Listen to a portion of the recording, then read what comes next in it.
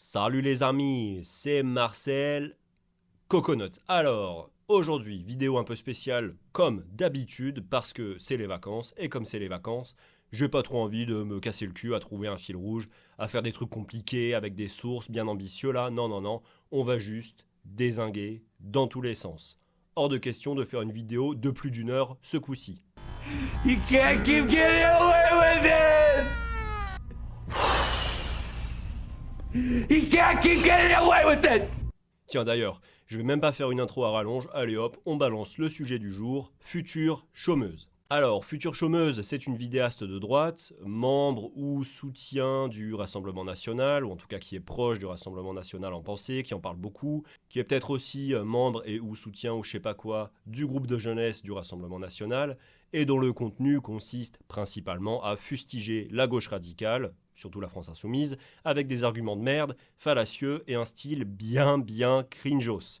Vous connaissez le refrain, la gauche complice du terrorisme, la gauche décadente, la gauche ceci, la gauche cela. Je sens que tout le monde sera pas d'accord avec moi, mais est-ce que vous avez tous vu cette vidéo de Manon Aubry, donc une députée de la France Insoumise, qui est genre à deux doigts de chialax parce que Bernard Arnault a fait un don de 10 millions d'euros au Resto du Cœur et elle se plaint du fait que c'est si peu. Marine Le Pen, ferme ta grande gueule, ferme ta gueule. Ça y est, c'est là, c'est maintenant, on a touché le fond de l'humanité. Et qu'on ne vienne plus jamais me dire que les votants d'extrême droite sont des fachos. Vous n'avez pas le droit de dire ça quand vous faites ça. Ça c'est ma fusée, enculé de ta mère. On est avec la team des RNJ. Aux armes! T'es le roi des cons au pays des emmerdeurs. Un petit con, casse-couille, qui prend la tête, d'accord? Bref, je suis de droite à la fac. Comme tous les matins, je vais me réveiller à 5h30 parce que j'habite à 2h de l'université. Je vais appliquer 50 sérums sur mon visage pour me préparer. Je vais chanter la Marseillaise. Non, je vais pas faire ça. Bref, j'arrive devant la fac et comme tous les matins, il y a des affiches anti-riches, des affiches de gens en colère, des affiches de gens qui appellent au boycott et peut-être même des affiches sur la désintox de Louis Boyard. Bref, c'est sombre. Alors, je sais ce que vous vous dites. Je sais ce que vous vous dites en voyant ces images. Hein. Qu'est-ce qu'une vidéaste qui, de toute évidence, passé son bac il y a 2 ans, pourrait bien avoir à dire de plus pertinent que n'importe quel livre ou n'importe quel vidéaste avec, soyons fous, une décennie d'expérience, de recul, de maturité sur des questions politiques. Bonne question.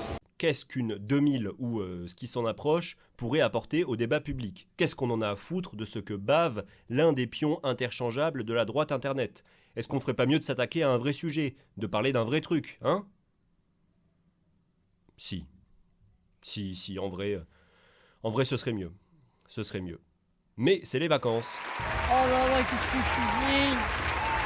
Oh là là, qu'est-ce que je suis bien. Bon, blague à part sur ces histoires de jeunesse là. Évidemment que certains jeunes sont politisés et ont un regard éclairé et cohérent sur la vie politique. Et à l'opposé, des boomers avec une longue expérience qui sont incapables de formuler une pensée politique complexe digne de ce nom après 30, 40, 50 ans de vie militante, c'est pas ce qui manque non plus. Il suffit de voir les images du dernier public en date du meeting de Raphaël Glucksmann. Ça respire ni la jeunesse, ni la maturité idéologique, ce genre de... Ah. Merde, pause dans la vidéo, je me suis trompé. Je pense que ce sont les images d'un EHPAD. Ah bah oui, un clip de la nuit des morts vivants, bravo. Très drôle, c'est ambigu tout ça, c'est très ambigu. On change la vidéo, on change la...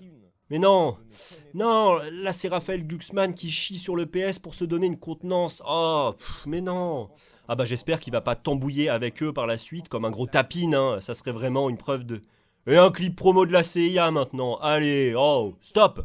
Voilà, toutes mes excuses, toute la Marcel Coconut production s'excuse pour cet incident technique clivant et anti-républicain. Donc, je reprends, hein, comme je le disais, on s'en fout de l'âge de l'interlocuteur quand il s'agit de politique. C'est pas vraiment le sujet. J'envoie des pics un peu dans le vent et comme ça, elle et son public pourront boucler là-dessus au lieu de me donner tort sur le fond. C'est juste que dans le cas de future chômeuse, cette jeunesse, on va rapidement voir que ça a sans aucun doute un petit impact sur sa connaissance et son rapport aux enjeux politiques, à l'histoire politique, sur sa hauteur de vue et sur la justesse de son regard.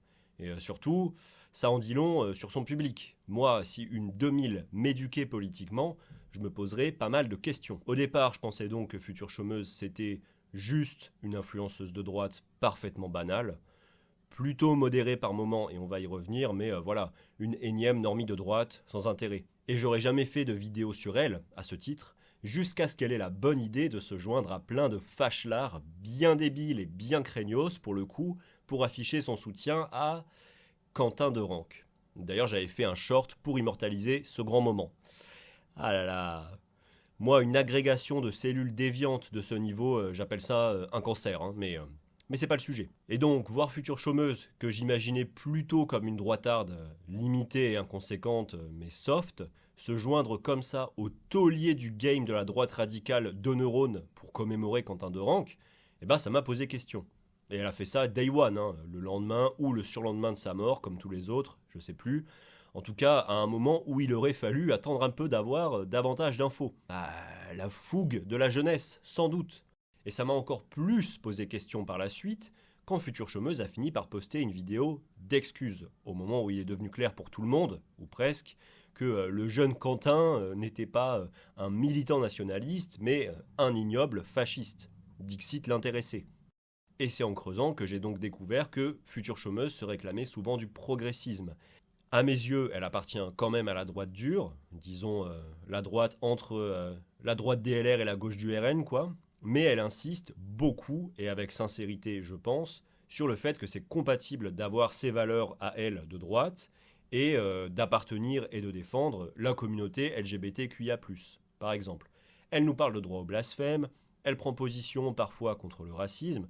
Bref, cette apposition de valeurs assez divergentes, ça m'a interrogé. Ça la distingue assez nettement d'autres droitards dont elle a l'air relativement proche, qui eux, pour le coup, sont irrécupérables. Alors ces vidéos d'excuses au sujet de Quentin de Ranc, je les salue très honnêtement, hein. C'est rare, ce genre de mea culpa. Toutes les personnes qui ont osé prendre la défense de Quentin ne se sont pas excusées ensuite, malgré la gravité des révélations, et c'est pareil pour la relative modération dont elle fait preuve. Je salue. Mais ça ne va pas suffire, et surtout, et là on arrive au cœur de cette vidéo, on va voir que cette modération, elle est parfaitement inopérante, qu'elle témoigne d'une méconnaissance ou d'une grande malhonnêteté sur l'état actuel de la droite radicale française, et que ça rend même souvent la posture idéologique de Future Chômeuse parfaitement incohérente et assez pathétique. Il est là le fond de ma vidéo, hein.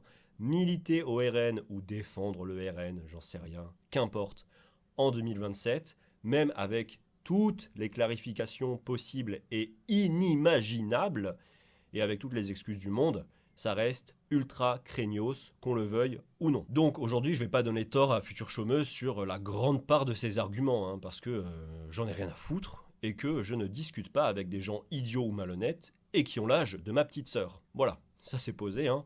Aujourd'hui, c'est les vacances, c'est la dézingue, on est au calme. Malveillance maxing, désinvolture maxing, ironie mordante maxing, et basta. J'ai regardé toutes les vidéos de sa page Insta, comme d'habitude, hein, toutes les vidéos, et il y a plein de dingueries, plein de trucs cons comme la lune. On pourrait y passer des heures, mais il est hors de question de tout traiter. En plus, j'ai découvert en cours d'écriture qu'en fait, elle avait un profil TikTok avec genre 2 fois plus de vidéos, j'ai dû tout me retaper. C'est bon, je sais de quoi tu parles, Future Chômeuse, je sais, c'est de la chiasse, c'est du slop de droite. Voilà, la vidéo pourrait s'arrêter maintenant, hein. Voilà, hop, Future Chômeuse, coconutted, bim. De toute façon, si vous traînez sur internet, ce qu'elle raconte, vous l'avez entendu 1 millier de fois. Des gens beaucoup plus compétents que moi y ont répondu 1 millier de fois. Et face à ces contre-arguments, Future Chômeuse et ses copains ont été malhonnêtes ou stupides 1 millier de fois. C'est vraiment le bas du panier là dont on parle, hein. Du genre... ouais bah les gauchistes, ils sont anticapitalistes et pro-boycott, mais vas-y que ça achète le dernier iPhone. En fait, chez les gens qui font le boycott, c'est soit tout, soit rien. Soit vous abusez du bail, soit en fait, bah, vous le respectez juste pas. Vous le faites pour la forme, voire pour le buzz. Ça veut boycott, donc ça arrête juste de manger McDo, mais ça continue d'acheter le dernier iPhone.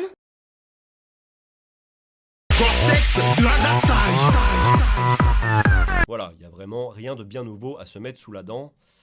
Enfin, si, à un détail près quand même. Restez jusqu'à la fin de la vidéo, parce qu'on va regarder ensemble un truc unique au monde, hein. À la fin de ma vidéo, on va regarder une capsule de Future Chômeuse qui est facilement, hein, sans forcer, dans le top 5 des trucs les plus sidérants que j'ai vus de toute ma vie. Ah ouais, je pèse mes mots, hein. Dans cette vidéo, vous allez découvrir la manifestation la plus pure de l'idéalisme de droite. Rien que ça. Donc on va procéder en 2 temps. D'abord, on va juste bourriner sur les incohérences constantes de la concernée, en soulignant que toutes les critiques adressées par Future Chômeuse à la gauche radicale, elles peuvent être adressées au centuple à la droite qu'elle soutient, ce qui rend sa critique de la gauche radicale caduque ou malhonnête. Et dans un deuxième temps, on va faire un peu d'éducation populaire, on va ressortir les cahiers de vacances pour droitards en échec scolaire, en démontant point par point tout l'argumentaire de Future Chômeuse qui cherche à dépeindre la droite radicale à laquelle elle appartient comme présentable, progressiste, tolérante, et j'en passe. Et ce sera aussi l'occasion de souligner à quel point il est bon d'attendre d'avoir un peu de recul sur la chose politique pour s'afficher sur Internet. Comme je vous l'ai dit, j'ai décidé de rien foutre aujourd'hui, on va juste prendre tous les arguments de Future Chômeuse pour fustiger la gauche radicale, on va les retourner comme des chaussettes et te les rendre. Allez hop, ouais, c'est bon, hein. Et on commence par le gros du dossier, le gros doslard, la tendance très prononcée de Future Chômeuse à faire des hommes de paille de fous furieux. La tendance à mettre tout le monde dans le même panier, de réfléchir en extrapolant un truc qu'elle a trouvé sur Twitter pour en faire la bannière de toute la gauche. Surprise, surprise, la grande spécialité de Future Chômeuse, c'est l'amalgame. L'amalgame qui est une abstraction, je le rappelle, et qui procède de l'idéalisme, en lieu et place de l'analyse concrète de la situation concrète que préconise le matérialisme dialectique propre au marxisme. T'as pas compris ? Ah, c'est bête. Son mode opératoire est extrêmement simple. Je prends un exemple. Elle trouve des tweets de 2 tarés, 2 gros tarés, hein. Tarés qu'elle présente comme des mecs de gauche, qui disent des dingueries antisémites. Bordel, c'est quoi cette nation de diables qui domine le monde? Ça y est, j'en ai plein le cul. Heil Hitler! Désolé chef, t'avais raison sur tout, on a compris et on s'excuse. Vous pouvez être antisioniste sans être antisémite, vous savez? Non. Si vous vous posiez la question, ce sont des gens de gauche. Et petite parenthèse, les dingueries antisémites en question, elles me révoltent aussi, hein. On y reviendra. Ça tombe sous le coup de la loi, c'est contre toutes mes valeurs, soyons bien clairs. Et à partir de ça, à partir de ces tweets antisémites venus de personnes de gauche selon elle, elle te fait un tunnel, mais alors un tunnel de teckel constipé, hein, pour t'expliquer à demi-mot que, du coup, la gauche entière est antisémite. Si vous vous posiez la question, ce sont des gens de gauche. Non mais oui, je veux dire aussi, il y a de l'antisémitisme à droite, bien entendu. L'euphémisme fait vraiment partie de notre quotidien. Mais quand vous vous prétendez quand du bien? Les gars, c'est vous qui passez votre temps tous les jours à nous traiter de nazis et de fachos. Et vous agissez comme des nazis et des fachos. Vous trouvez ça un peu abusé ? Vous êtes pas prêts, hein. Bon, c'est une façon très commune des droitards pour discréditer la gauche en général, hein, mais Future Chômeuse, elle joue en ligue pro. Franchement, 1/3 de ses vidéos, c'est ça. 1/3. Quasiment la moitié. Elle trouve un mec sur Internet qui dit un truc qu'elle juge abusé. Parfois c'est le cas, parfois c'est elle qui monte le truc en épingle, mais qu'importe. Et à partir d'une prise de parole, d'une initiative individuelle, hop, toute la gauche radicale est cancel. Et parfois ça repose sur des raccourcis assez particuliers, hein. Par exemple, Quentin Derenque meurt tragiquement après avoir été tabassé par des militants d'extrême gauche. Et bien chez elle, ça devient « vous avez tué quelqu'un ». Je voudrais rebondir sur ma vidéo d'excuses concernant Quentin parce que je voudrais revenir sur 2-3 petites choses. Là, c'est des antifas qui ont tué quelqu'un. Ça ne nous fera pas oublier que vous aussi, vous avez des antisémites dans votre camp qui sont incapables de faire la différence entre un juif et un sioniste. Ça n'enlèvera pas les tweets antisémites qui glorifient Hitler qu'on a vu aussi dans votre camp. Car du coup, vous venez nous dire, ah vous voyez, vous êtes des fachos nazis. Vous avez tué quelqu'un. Faut le dire en quelle langue? Tuer quelqu'un n'est-il pas un acte fasciste en un sens? Ok, Quentin Derenque a peut-être écrit ses tweets, mais il a tué personne. Vous si. Tuer quelqu'un n'est-il pas un acte fasciste en un sens? Ils veulent tous traverser la mer, mais y a personne pour construire le bateau. Gamberge. Eh bah dis donc! Diffamation, Future Chômeuse. Je m'insurge. Je n'ai tué personne. Bon, à part la carrière musicale de Millésime K, hein, mais ça, je suis désolé, ça relève plus de la loi fin de vie, hein, c'est de l'euthanasie, tout au plus. Donc voilà, ce qui rend fou déjà avec Future Chômeuse. En un mot commençant, mais c'est qu'elle a le cerveau bousillé par Internet. Sans déconner. Une vidéo sur 2, ça commence par y a une trend sur les réseaux, il y a un mec sur Twitter, il y a une élue LFI sur TikTok.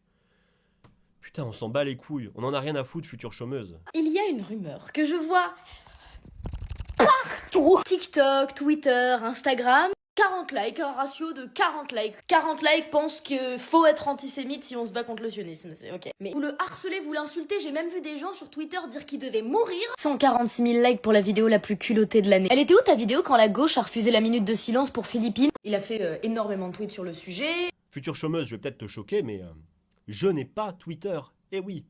Ou X, hein, tu l'appelles comme tu veux, le réseau social de ce gros taré d'Elon Musk qui soutient de tout cœur ta maman de substitution. Bizarre. Et je dis pas que ce qui se passe sur les réseaux ça pèse rien, que c'est pas important, qu'on peut pas produire une analyse politique à partir de ça. Mais tu peux pas te baser que là-dessus, ou que sur des initiatives hyper isolées pour dépeindre toute la gauche radicale. Dans la tête de Future chômeuse, Twitter, c'est le nouveau Comintern. Hein. On prend tous nos consignes là-bas en lisant des posts Twitter. Les comédie clubs non oppressifs en non-mixité, ça fait partie du parcours de formation obligatoire de tout gauchiste. Eh si, non mais sérieux, écoutez-moi ça. Je vous jure qu'il n'y a pas de volonté d'irrespect dans ce que je vais dire, mais est-ce qu'on dirait pas quand même un tout petit peu une secte? Et le gaucho, c'est surtout ça. Siamo tutti antifascisti. Ils ont carrément mis les bougies, je serais pas étonnée qu'il y ait un pentagramme sur le sol. Qu'est-ce que c'est que cette sorcellerie? C'est plus de la politique que vous faites, c'est de l'ésotérisme. C'est de l'ésotérisme. On donne la priorité aux personnes racisées, queer et aux femmes. Alors, je suppose qu'ils font ça parce qu'ils veulent mettre en avant des gens qui subissent des oppressions, mais c'est censé être un comédie club, pas un guichet d'assistance sociale. Tout est dans le nom, le gaucho comédie club. Enfin, je veux dire, deux gauchos ne peuvent ne pas être d'accord sur un sujet.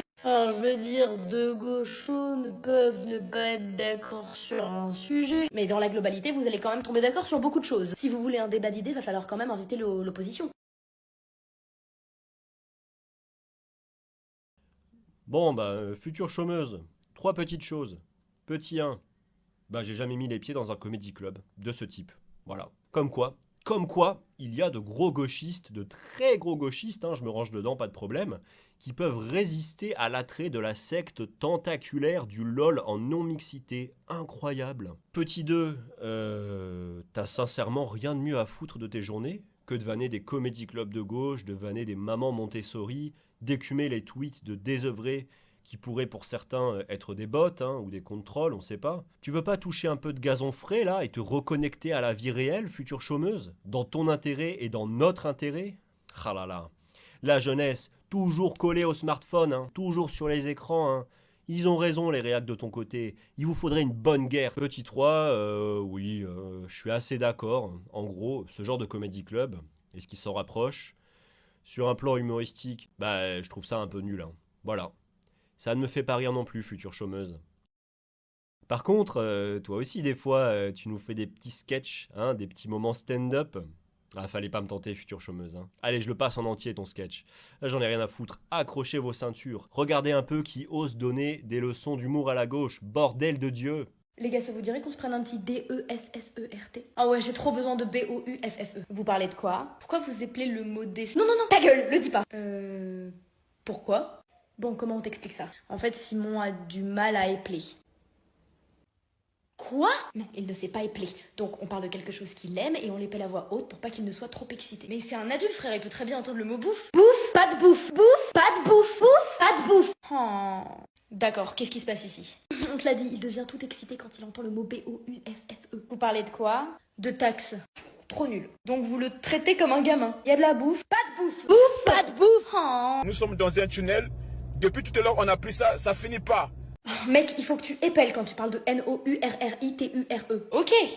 Donc, est-ce qu'on va se chercher un G-O-U-T-E-R? Goûter? J'ai jamais vu un tunnel comme ça.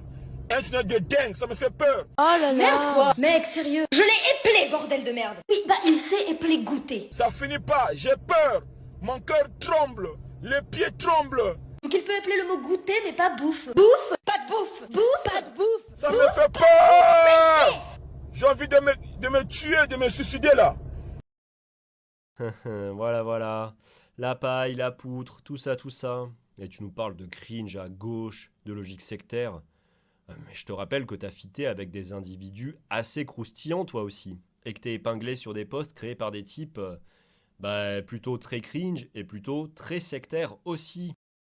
Bien, ces bases étant posées, on peut continuer. Donc, future chômeuse, quand on l'écoute, Dès que tu te réclames d'un parti, d'un mouvement, d'une étiquette politique, dès que tu soutiens une lutte, eh ben tu soutiens automatiquement, ad vitam, inconditionnellement, tout ce qui est fait au nom de ce parti, de ce mouvement, de cette étiquette, etc. Tout, absolument tout. C'est vraiment ce qui ressort de ta manière de présenter les choses, hein. Je sais, enfin, j'espère que c'est pas vraiment ce que tu penses, mais à mes yeux, c'est un peu ce que tu dis. C'est de cette logique que procèdent tes vidéos. Et du coup, j'ai un peu envie de poser la question, et toi? Et toi? T'en es où des petites contradictions, des petites zozoteries éparses qui émaillent l'histoire et l'actualité du Rassemblement national? Comment tu te positionnes par rapport au déluge de dingueries qui émanent de la droite radicale à laquelle tu appartiens, il me semble? Bah oui, future chômeuse, bah oui, tous tes arguments pour fustiger la gauche radicale, tous, sans exception, on peut les retourner contre la droite, on peut les retourner contre toi. C'est tout le problème de ce genre de cercle militant internet. Vous ne parlez presque jamais de fond. Un tel a dit ça, un tel a fait ça, ok. Et le programme, et les combats, et la complexion idéologique profonde que porte un mouvement politique. Ce que tu nous dis dans les grandes lignes sur la gauche radicale, future chômeuse, on peut le dire, on peut le retourner à la virgule près au visage de la droite radicale. Tout. Tu présentes la gauche comme un cloaque de malades sanguinaires et dérangés. Mais toi, t'es toujours à un profil Instagram d'un énorme malade, à un retweet d'une dinguerie. Ta zone commentaire, si je creuse 2 minutes, je vais tomber sur de sacrés allumés qui m'ont pas l'air spécialement engagés dans la voie de la dédiabolisation progressiste dont tu nous parles, et sur laquelle on va revenir dans la deuxième partie de la vidéo. Tu nous dis que les hommes et femmes politiques de gauche, les élus de gauche, ont des casseroles au cul, ne sont pas cohérents, qu'ils sont stupides, incultes, bouffis de ressentiment. Meuf, tu soutiens le RN? J'ai pas besoin d'argumenter là. Waouh, les élus et militants politiques sont faillibles et contradictoires, future chômeuse. Bravo! Ah, en fait, t'es vraiment né avant-hier. J'abusais pas de ma blague. Tiens, t'as gagné une belle image et y a des frites à la cantine. Tu nous dis que la gauche est violente, mais on sait tous que la droite l'est 10 fois plus, historiquement et actuellement. Hein? Quoi? Des exemples? Mais pourquoi? Pourquoi je me casserais le cul à trouver des exemples? J'ai pas envie de rentrer dans ce jeu-là, moi, hors de question. Alors, la question de la violence en politique, c'est un sujet bien à part, surtout quand on parle de violence et d'extrême droite. Mais pour prendre le truc globalement, comme je le disais plus tôt, tout ça c'est pas du débat de fond. On va pas sortir d'une impasse politique en se concentrant sur l'écume. Il faut penser à des solutions politiques de fond. Des centaines de rapports scientifiques, d'essais de journalistes, de démonstrations logiques élémentaires, prouvent que le RN, qui est donc le parti que tu votes, ou en tout cas celui que tu défends corps et âme, est au moins aussi pétri de contradictions et de fragilité conceptuelle que la France insoumise. C'est pas à moi de faire le boulot. Le boulot a déjà été fait et tu t'en fous. Et surtout, si je lui dis ça, si j'essaie de la coincer en retournant son argumentaire contre elle, si par exemple j'attire son attention sur le fait que la petite panique morale de la droite et l'extrême droite sur le terrorisme de gauche, c'est absolument inique quand on a connaissance des chiffres. Si je lui ressors les bonnes infographies accablantes que vous connaissez bien, mais elle s'en fout, elle en a rien à foutre. Parce qu'elle a une défense en béton armé. Par exemple, quand des internautes lui ont fait remarquer que donc, elle soutenait un parti dont la chef, Marine Le Pen, était accusée, oui, juste accusée à l'époque, de détournement de fonds. La réaction de future chômeuse, à votre avis, qu'est-ce que c'est? Vous avez soutenu Raquel Garrido, qui a déclaré que les victimes du Bataclan devaient faire la paix avec les terroristes. Vous avez soutenu Sandrine Rousseau, qui a déclaré que les terroristes étaient mieux chez nous qu'ailleurs. Vous avez soutenu Adrien Quatennens, qui a battu sa femme. Vous avez soutenu Louis Boyard, qui a dealé et a détruit plusieurs vies, et qui a choisi comme conseiller municipal un mec qui est entré dans une école maternelle avec une arme, et qui a fait de l'apologie du terrorisme. Vous soutenez Ercilia Soudé, qui a dit que l'insécurité des femmes dans les transports n'existait pas. Vous soutenez Sébastien Delogu, qui a la culture générale d'une huître, dont la famille a déporté des juifs. Bon, je sais que j'abuse un peu à te traiter de gamine depuis le début de la vidéo. Et à nouveau, c'est pas dit sérieusement, hein, c'est de la moquerie, c'est un fil rouge.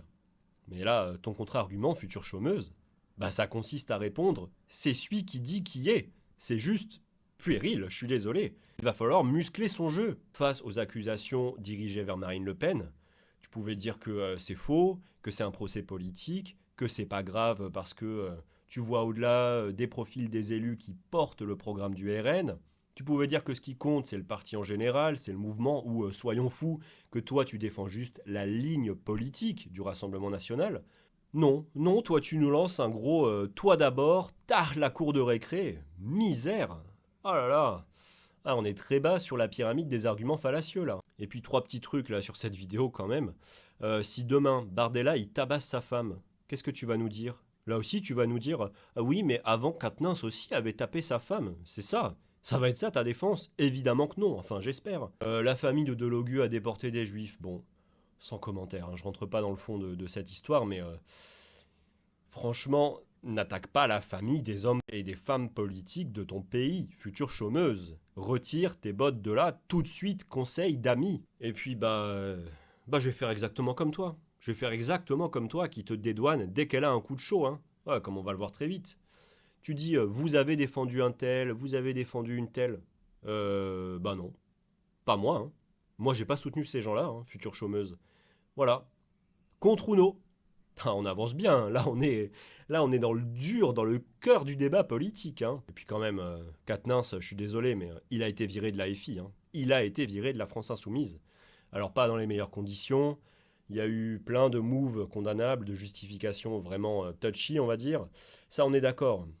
Mais on va lister ensemble quelques hommes et femmes politiques, toujours à la tête du parti pour lequel, il me semble, tu votes, et les jolies dingueries apportées à leur crédit. Donc tu vas faire un peu le ménage chez toi parce que la balance, elle penche quand même vachement du côté de la droite sur ce genre de dinguerie. Faut être un peu cohérente, ma pauvre. Soit tu admets qu'un mouvement politique, une organisation, un parti, une association, c'est diversifié, ça suppose des types d'adhésion différents, protéiformes, et que donc peut-être que c'est la ligne idéologique qui passe avant tout, par exemple. Soit t'appliques ta pensée binaire jusqu'au bout, et ça veut dire que tu rejoins Quentin Durand qu'en pensée. Et je sais que c'est pas le cas, donc bon, sois maligne. Et quand elle se risque à parler de trucs concrets, genre la défense de mesures politiques, la législation, quand elle n'est pas juste en train de faire de la politique people de merde. Bon, du coup, je viens de me réveiller, mais je pense à un truc. Putain, comme être politicien, ça doit être chiant.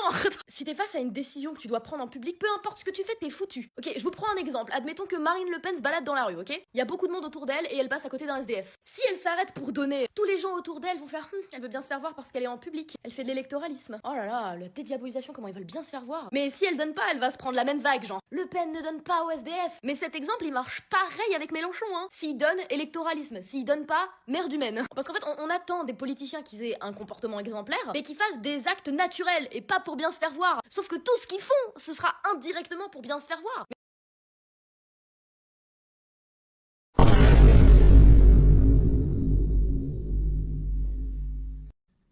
Mais t'as vraiment 4 ans et demi en fait, hein. Tu es né de la dernière pluie, c'est chaud. Bref, quand elle s'attaque à un truc concret, comme par exemple l'opposition à l'été 2025 de la France Insoumise à la proposition de loi relative à la lutte contre l'antisémitisme dans l'enseignement supérieur, c'est la catastrophe. Il y a 3 jours à l'Assemblée nationale, 88 personnes ont refusé de voter pour un texte de loi visant à lutter contre l'antisémitisme dans l'enseignement supérieur. En toute logique, vous vous dites que ces 88 personnes font partie du Rassemblement national. C'est quand même un parti qui a été créé par des collabos. Logique. Sur ces 88 personnes, 65 sont de la France Insoumise, 12 de la gauche démocrate et républicaine, et 11, j'ai été étonnée, des écolos. Hitler était d'extrême droite, ça c'est une vérité historique inchangeable, contrairement à ce que je peux lire sur internet visiblement. Et force est de constater que l'antisémitisme il a un chouïa changé de camp. Oui mais t'as vu la gueule du texte de loi aussi? Non seulement ça inclut que l'antisémitisme mais pas l'islamophobie ou le christianisme, mais en plus de ça il faut que cette lutte contre l'antisémitisme soit obligatoire.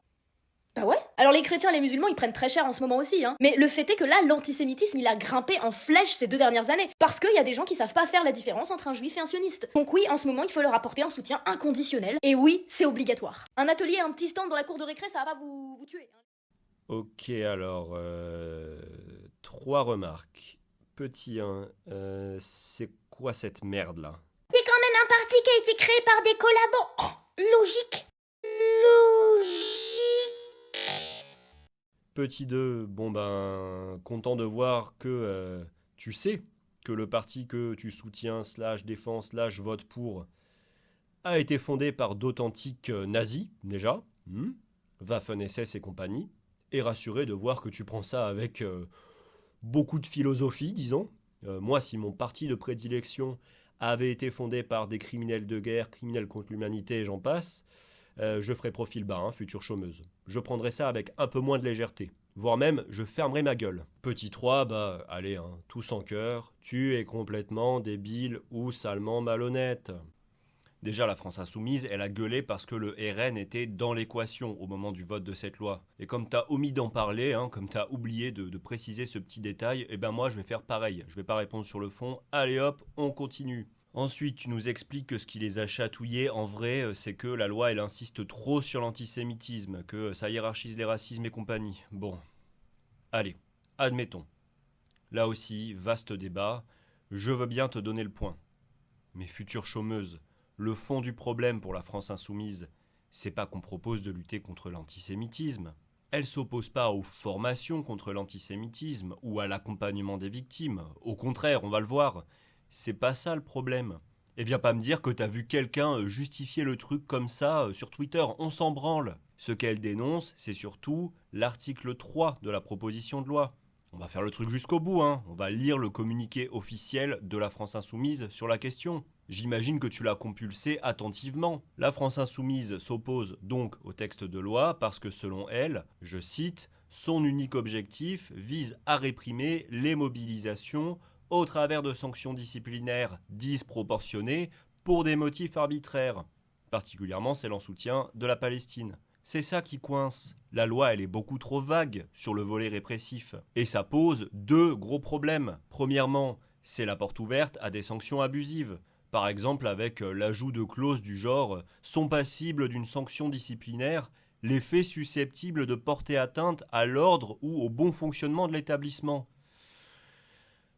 Ça m'a l'air un peu vague, ça. Une manif étudiante, même avec toute la bonne volonté du monde, quel que soit l'objet de la manifestation, ça fout un minimum de bordel. Et je te parle pas d'un blocus ou d'une grève étudiante. Après, peut-être que tu es contre les blocus universitaires, contre les grèves étudiantes, ça me surprendrait énormément. Si on n'est pas précis dans un texte de loi sur la nature des faits à réprimer, et sur les prérogatives, dans le cas présent, du personnel de l'université chargé de la dite répression, ça risque de tourner à la censure politique arbitraire. Et deuxièmement, continuons à lire le communiqué officiel, hein. La France Insoumise dénonce le fait que la loi ne propose aucune mesure concrète pour combattre efficacement l'antisémitisme, ni de renforcement des moyens dédiés à la prévention, à la formation ou à l'accompagnement des victimes. Voilà, je lis jusqu'au bout. Et je te laisse le soin de tordre ce passage pour m'expliquer que ça n'est en rien l'expression d'une crainte de la France Insoumise face à la recrudescence de l'antisémitisme.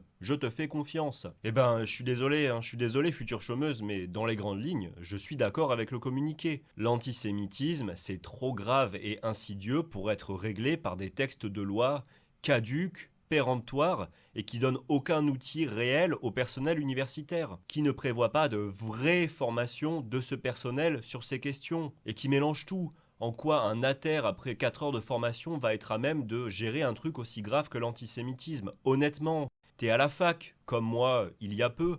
T'en as passé des formations bidons contre le plagiat ou des formations de lutte contre le harcèlement, torché en 2 heures, proposé comme ça pour se dédouaner, pour dire « Ah, on a fait un truc, c'est bon », avec derrière 0 outil, 0 encadrement. Et tu vas encore en passer plein des formations. Et si un jour t'as un pépin à la fac et que tu veux vraiment de l'aide, bah tu vas voir que ça aura servi à rien et que t'auras pas grand monde pour t'aider. Ose me dire qu'une formation, même sur le temps long, ça va régler le problème. Je dis pas que c'est complètement inutile, mais c'est pas suffisant. T'as le droit de pas être d'accord avec cette position, future chômeuse. On peut en discuter. Mais putain, sois précise. Essaie de lire les textes de loi. Essaie de lire les communiqués.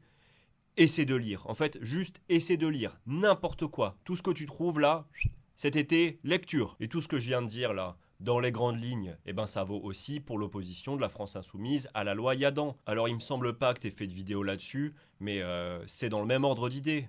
Et j'imagine que t'étais là aussi très choqué par le rejet de la part de la France Insoumise de la loi Yadan. Eh ben parlons-en. On va quand même essayer de proposer un peu de discussion de fond au lieu de jouer à miroir, toi et moi, comme 2 abrutis. Déjà, j'aimerais que tu nous dises, elle apporte quoi la loi Yadan, concrètement? Non, je te pose la question, à quoi elle sert? Parce que je ne vois pas ce qu'elle apporte à part de la confusion et la porte ouverte à de la censure politique. Et c'était tout le sens de la position de la France Insoumise sur la question. Dans le communiqué officiel qu'ils ont publié, que tu as évidemment lu avec attention et que tu pourrais résumer de tête, la France Insoumise, elle précise que ça risque de criminaliser abusivement certaines formes de lutte contre le régime israélien ou certaines formes de soutien à la résistance palestinienne. Alors t'as le droit de pas être d'accord avec ce point de vue, mais sois au moins honnête et restitue-le jusqu'au bout. Et puis t'as le droit de penser que c'est du pinaillage, je sais pas quoi, mais en fait, pinailler sur des détails présents dans un texte de loi, bah c'est le métier des parlementaires, hein. Enfin, des parlementaires. Des parlementaires sérieux, donc pas ceux pour qui tu votes, il me semble, hein, les champions de l'absentéisme payés avec tes impôts et les miens. Non, je te parle de ceux qui vont à l'Assemblée déjà, hein, qui passent pas leur temps à détourner des fonds pour rincer leurs potes. Allegedly. Donc oui, c'est juste le rôle d'un député de réviser longuement un texte de loi. Un texte de loi, c'est pas un truc rédigé au pif sur le coin d'une table. C'est pas une note d'intention, une note d'orientation. Il faut absolument que ce soit précis, parce que sinon, ça ouvre la porte à des interprétations conflictuelles, déjà, ou encore pire, à des détournements de la loi à des fins politiques. Précisément ce que reproche la France Insoumise à ce texte de loi. Ils sont pas en désaccord avec la nécessité de lutter contre l'antisémitisme. Sinon, prouve-le, hein. Bon courage. Ils sont en désaccord avec la récupération politique de l'antisémitisme, qui est une honte et qui sert à contrer certaines formes de lutte en faveur de l'émancipation palestinienne. C'est ça le problème de ce texte de loi à leurs yeux. Et d'ailleurs, future chômeuse, cette loi Yadan, là, qui n'est donc pas passée, hein, elle ferait pas un peu doublon avec un autre texte déjà adopté, et adopté il y a plus de 30 ans quand même, hein, tu t'en souviens ? Ah bah non, hein. Toi qui es si fortiche en politique, tu vois de quoi je parle, future chômeuse ? Bah ouais, c'est la loi Guesso. La loi Guesso de 90, donc initiée par le député Jean-Claude Guesso, un député communiste. Tiens. Elle rassemble déjà virtuellement toutes les mesures proposées par la loi Yadan, hein, enfin il me semble. Et la loi Guesso, elle vient se superposer à une autre loi antiraciste fondamentale qui existait précédemment, la loi Pleven de 72. Sauf que, et là on va rentrer dans la nuance un peu, la loi Guesso, c'est aussi la première loi mémorielle adoptée en France. C'est pas juste une loi antiraciste. Et cette dimension mémorielle de la loi, elle a soulevé pas mal d'opposition à l'époque. Et donc, on va se foutre un peu de ta gueule, hein, on va reprendre ton petit argumentaire malhonnête, qui a bien pu s'opposer à la loi Guesso en 1990. Oh bah ça alors, voilà. Donc si j'étais aussi demeuré, aussi con, aussi médiocre que certains, je pourrais dire que Jean-Marie Le Pen et ses copains se sont opposés à la loi Guesso juste parce qu'ils sont racistes. Attends, non. Oui. Ça c'est vrai pour le coup. Oups. Mince, panique. Petit CSC à l'horizon. Non, en fait, vous allez voir, je vais retomber sur mes pattes. Hop. Non, plus sérieusement, il y a des choses à dire sur la loi Guesso. Il y a de la nuance sur le sujet. Bon, pas dans le cas de Le Pen et ses amis, hein, mais tu vas voir, accroche-toi. À l'époque, la loi Guesso, elle avait provoqué une levée de boucliers pour divers motifs, notamment en raison de craintes que ça vienne entraver la recherche. Alors, certains acteurs politiques se sont juste saisis de ce motif-là en particulier, parce qu'ils étaient opposés à une nouvelle loi antiraciste. Hein. Genre, le fondateur du parti pour lequel tu votes, donc il me semble. Mais d'autres étaient réellement juste préoccupés, parce que pouvait entraîner une loi mémorielle comme la loi Guesso, par exemple, sur le plan des sciences historiques. En gros, l'argument c'était que, pour résumer, si tu fixes dans la loi une interprétation des faits passés, qui relève de l'histoire, hein, le passé relève de l'histoire, ça rend la révision historique de ces faits illégale. Et l'histoire, c'est que de la révision, hein, c'est que du révisionnisme. La révision d'interprétations passées, de faits passés. Donc il y a un vrai débat. Hein. Et à l'époque, et depuis, plein d'historiens et d'historiennes, et des grands noms, hein, genre Ozouf, Jean-Pierre Azéma, Vidal-Naquet, etc., des grands scientifiques de sensibilité politique très diversifiée. Tu as du communiste, du gauchiste, du droitard, de l'atlantiste, tout ce que tu veux. Hein. Bref, plein de grands noms de l'histoire avaient évoqué la crainte que la loi Guesso, elle empiète sur la liberté des chercheurs. Alors je ne vais pas expliquer tous les tenants et aboutissants que soulève cette question, je ne vais pas non plus détailler ma position, parce que j'en ai pas vraiment, hein, pour être honnête, mais effectivement, le conflit entre mémoire et histoire, c'est un sujet à part entière. Et la loi Guesso, on peut la critiquer avec nuance, sans que ça veuille dire automatiquement qu'on est négationniste ou antisémite. Tu vois, je pense pas que Annie Kriegel et Nora, qui se sont opposés à la loi Guesso, et qui sont tous les deux historiens juifs témoins directs de l'occupation et qui ont échappé de peu à la déportation, ce soient des crypto-antisémites. Ça me semblerait un peu loufoque. Et d'ailleurs, j'espère au passage qu'en bonne patriote, très au fait de la glorieuse histoire de France, tu connaissais déjà tous les historiens et historiennes dont je viens de parler, hein, tous. Parce que c'est juste des monuments des sciences historiques françaises contemporaines, hein, vraiment. J'ai pas pris 3 no-names là. Hein. Moi, je les connaissais tous, hein, sans flexer. Elle, c'est Twitter, moi, c'est les livres, comme dirait l'autre. Et oui, c'est compliqué le droit, c'est compliqué les sciences politiques, futures chômeuses. Ça demande de se creuser un peu la soupière avant de l'ouvrir.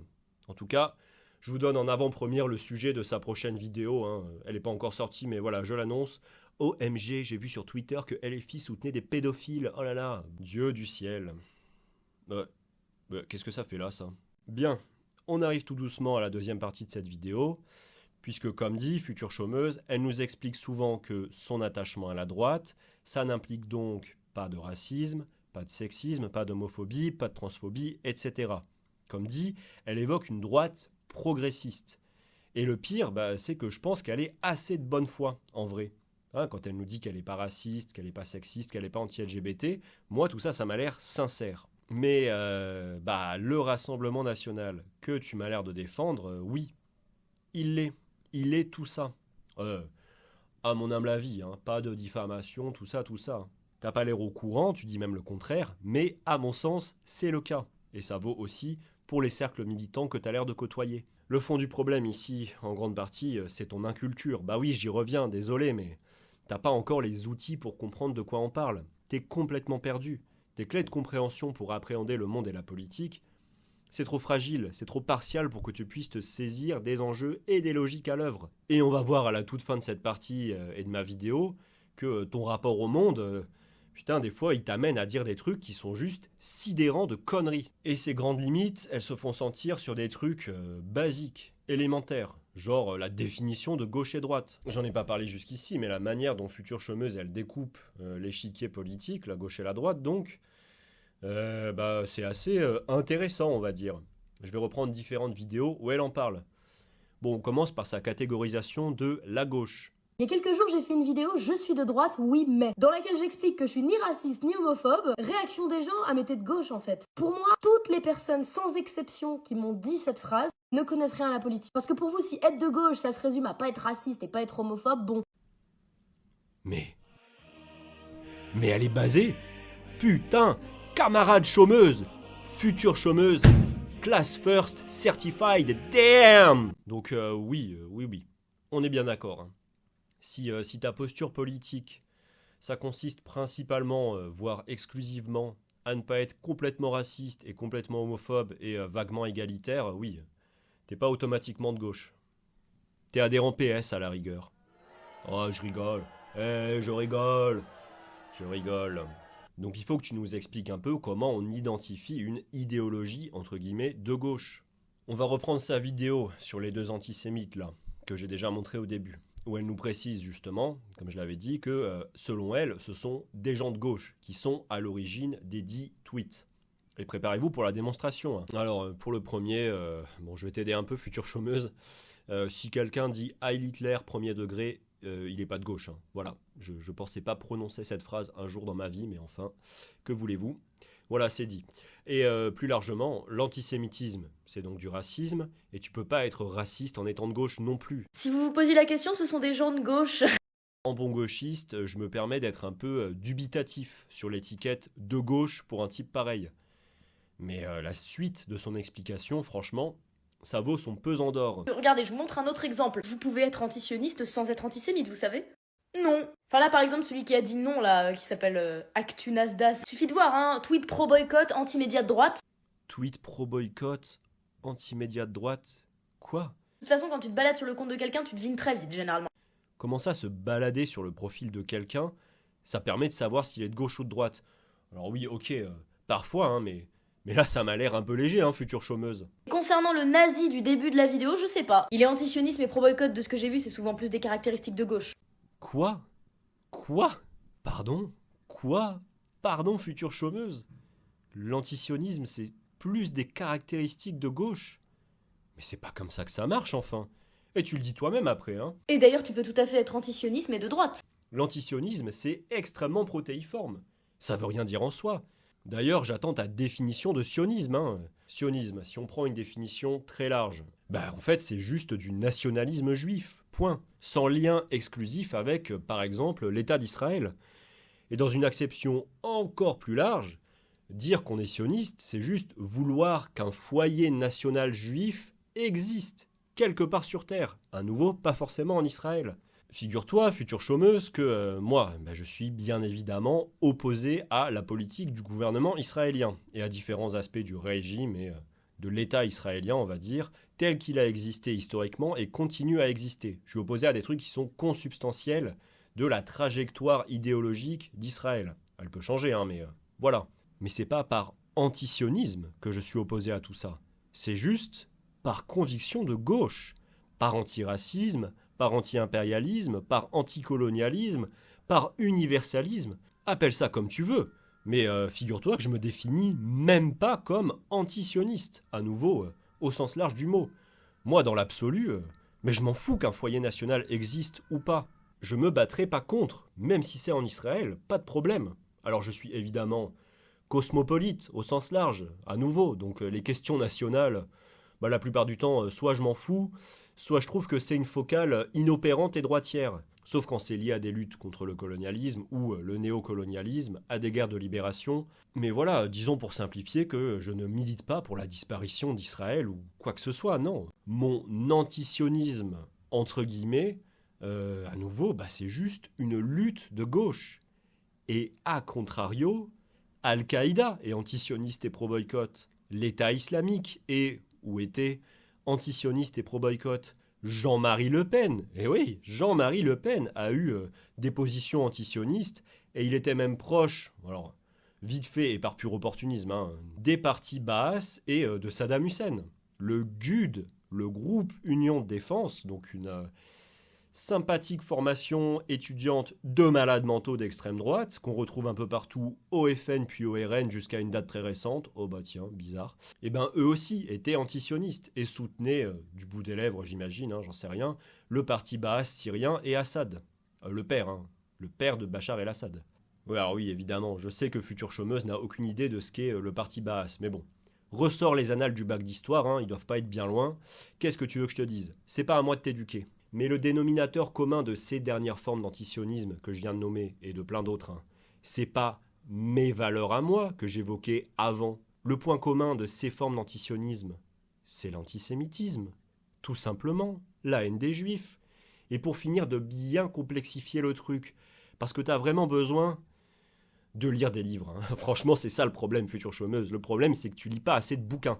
Figure-toi qu'aux USA, l'une des principales forces politiques pro-sionistes, historiquement et actuellement, c'est la droite réactionnaire évangéliste. Et la droite réactionnaire évangéliste américaine, elle est sioniste, elle soutient Israël par antisémitisme. Et oui, ça t'embouche un coin, Alors je vous conseille cette vieille vidéo de Tzidimikl qui résume un peu toute cette question. En fait, le projet sioniste satisfaisait tellement les antisémites qu'ils en ont eu l'idée avant les juifs. Le sionisme à la base, c'est une idée chrétienne contre le judaïsme. Le sionisme chrétien est né au XVIIe siècle chez des théologiens protestants anglais, plus de 2 siècles avant le sionisme juif. Puis, il s'est surtout massivement développé aux USA dans les courants évangéliques. L'idée est que les juifs restent le peuple élu de Dieu et à qui Dieu a promis la terre de Palestine, et que le retour de tous les juifs sur la totalité des terres de l'Israël biblique est le préalable qui permettra le retour de Jésus sur terre et la conversion des juifs au christianisme. Et ce n'est pas un petit mouvement aux USA. En 2024, 92 millions d'Américains, presque un tiers de la population américaine, sont des chrétiens évangéliques, sans compter tous les gens qui sont influencés par ce discours sans appartenir au courant évangélique. Ils sont le socle électoral le plus fidèle du parti républicain, et leur influence est telle que le parti démocrate a très peur de les contrarier lui aussi en critiquant la politique israélienne. Leur influence électorale ne fait que grandir avec le succès des évangélistes, et elle est aujourd'hui beaucoup plus grande que celle de n'importe quel lobby juif comme l'AIPAC, et beaucoup plus que la communauté juive américaine en général, qui est plutôt pro-démocrate, critique de la politique israélienne et de Netanyahou, et partisane d'une solution à 2 États respectant les droits des Palestiniens. Alors déjà, vouloir rater le retour du Christ pour que les Juifs se convertissent au christianisme, ça n'est pas spécialement une position sympathique et respectueuse envers les Juifs. Mais puisque le projet du sionisme chrétien passe par le départ de tous les Juifs américains vers Israël, ça signifie la disparition totale des Juifs du sol américain, avant que le judaïsme lui-même ne disparaisse. Le sionisme chrétien, c'est juste un cadre théorique et spirituel différent pour perpétuer ce qui a toujours été le projet des antisémites de toutes sortes, se débarrasser des Juifs, d'abord chez soi, puis dans le monde entier. Beaucoup de sionistes chrétiens ne se cachent même pas du fait qu'ils sont sionistes par antisémitisme. Le pasteur John Hagee, fondateur en 2006 de Christians United for Israel, actuellement le plus gros réseau de chrétiens favorables à Israël, a dit qu'Hitler était le bras armé de Dieu. Then God sent a hunter. A hunter is someone who comes with a gun, and he forces you. Hitler was a hunter. And the Bible says, Jeremiah writing, they shall hunt them from every mountain and from every hill out of the holes of the rocks, meaning there's no place to hide. Because God says, my top priority for the Jewish people is to get them to come back to the land of Israel. Mr. Prime Minister, we're so very delighted to have you today. Can you bring us a word of greeting? Well, it's great to be with you. Et vraiment, c'est d'utilité publique. Alors, pour futures chômeuses, hein, mais ça l'est aussi pour tout le monde. Parce que oui, je le dis en passant, et c'est pas pour donner des gages, hein, c'est très sérieux. Il y a des problèmes structurels et historiques d'antisémitisme partout, notamment à gauche. Il y en a peut-être même des formes particulières inhérentes à la gauche.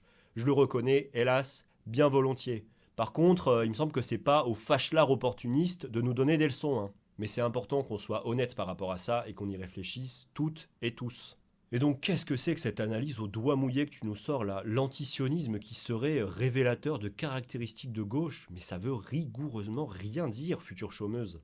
T'es juste face à un bon gros malade antisémite qui a les deux pieds dans des plans conspis d'affaiblissement de l'Occident. Ce qui me met le doute, c'est qu'il a dit les organisations juives de droite poussent les Occidentaux à bombarder avec eux les pays musulmans. Mais après, il dit les organisations juives de gauche les reçoivent en Occident de sorte à affaiblir les nations occidentales. Donc ça renvoie aussi un message pessimiste de la gauche, sauf si on part du principe qu'il est pour qu'on affaiblisse les nations occidentales.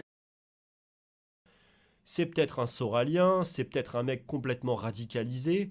Enfin, c'est un profil archi commun et c'est pas un profil de gauche. Après, dans plein de vidéos, quand tu nous parles de la gauche, tu nous parles du camp du bien aussi. Oh là là, mais putain. Personne de sérieux à gauche se dit appartenir au camp du bien. Ça, c'est un exonyme, c'est votre étiquette à vous. Et dans le même ordre d'idée, personne de sérieux à gauche se dit qu'il est engagé contre le mal. Qu'est-ce que c'est que cette merde? Future chômeuse, lâche ton téléphone par pitié. J'ai même trouvé un commentaire de sa part où elle nous explique que l'islamisme, en théorie, c'est d'extrême droite, mais dans les faits, c'est défendu par la gauche. Et elle a aussi partagé un super visuel islamo-gauchisme, là. Bon, trois choses. Petit 1. Islamo-gauchisme. Ça t'étonne pas que ça soit aussi récupéré et bien fort par la Macronie? Pose-toi des questions, future chômeuse. Petit 2. Islamo-gauchisme, c'est donc un décalque de judéo-bolchevisme. C'est un décalque complet, hein, dans les tenants et les aboutissants. Et là aussi, je te laisse réfléchir à ce qu'implique ce genre d'étiquette bien nauséabonde, hein. Et ce que ça dit de la société et des individus qui l'utilisent. Et petit 3, pour te répondre sur le fond, là, sur ces histoires de défense de gauche de l'islamisme. Oh, j'ai la flemme. Non, j'ai la flemme. C'est les vacances, hein, je l'ai dit. Allez, t'as gagné. Allez, on repasse un sketch bien cringe de ton cru. T'as gagné, ma grande. Excuse-moi, tu rejoins ou je peux aller me faire foutre en fait? Venons, on va sur Minecraft plutôt. Je vais vous niquer vos races en fait. En fait, elle branle quoi la fade là? Ah, pardon. Non, pardon frérot, je savais pas que c'était toi. En même temps, tu joues très très mal. Bottom frag frérot, t'es en 2-14, pose-toi les bonnes questions. Mais pourquoi t'as utilisé le couteau? Eh bah ouais, elle t'a vu, t'es mort. Bah dans ta gueule, qu'est-ce que tu veux que je te dise? Hein? Non, je parle plus parce que vous me cassez les couilles. Regarde. La Viper en face, tu vois, là, elle s'est posé ses smokes. Alors Clove, qu'est-ce que t'es en train de branler? T'es en train de nous boucher la vue, alors qu'on est en putain d'attaque de ta mère. Bah ça me fait rire, des critiques venant de nullards comme toi, qui ont le look de travailler au quick, de servir des Big Mac, des hamburgers, tout ça. Bon, on va dire que ta manière de catégoriser la gauche, putain, laquelle? Celle de la France Insoumise, du PS, du PCF, du NPA, des anarchistes. C'était un peu de la pure merde, hein. On va voir si tu t'en sors mieux avec ta définition de la droite. Sait-on jamais? Parce que, chose rare, à côté de ces dizaines d'interventions pour chier sur le camp d'en face, Future Chômeuse, elle a aussi produit, entre autres choses, 2 vidéos pour nous expliquer concrètement pourquoi elle est de droite. Et ce que ça implique selon elle. Bon ben, je le souligne, ça c'est pas commun. C'est pas commun qu'un ou une vidéaste de droite soit dans une définition positive de son engagement. D'habitude c'est vraiment oh bah j'aime mon pays, j'aime le saucisson, j'aime ma mère. Et voilà, hein. Comme dirait notre ami Grise le Français, ton ami Grise le Français, future chômeuse.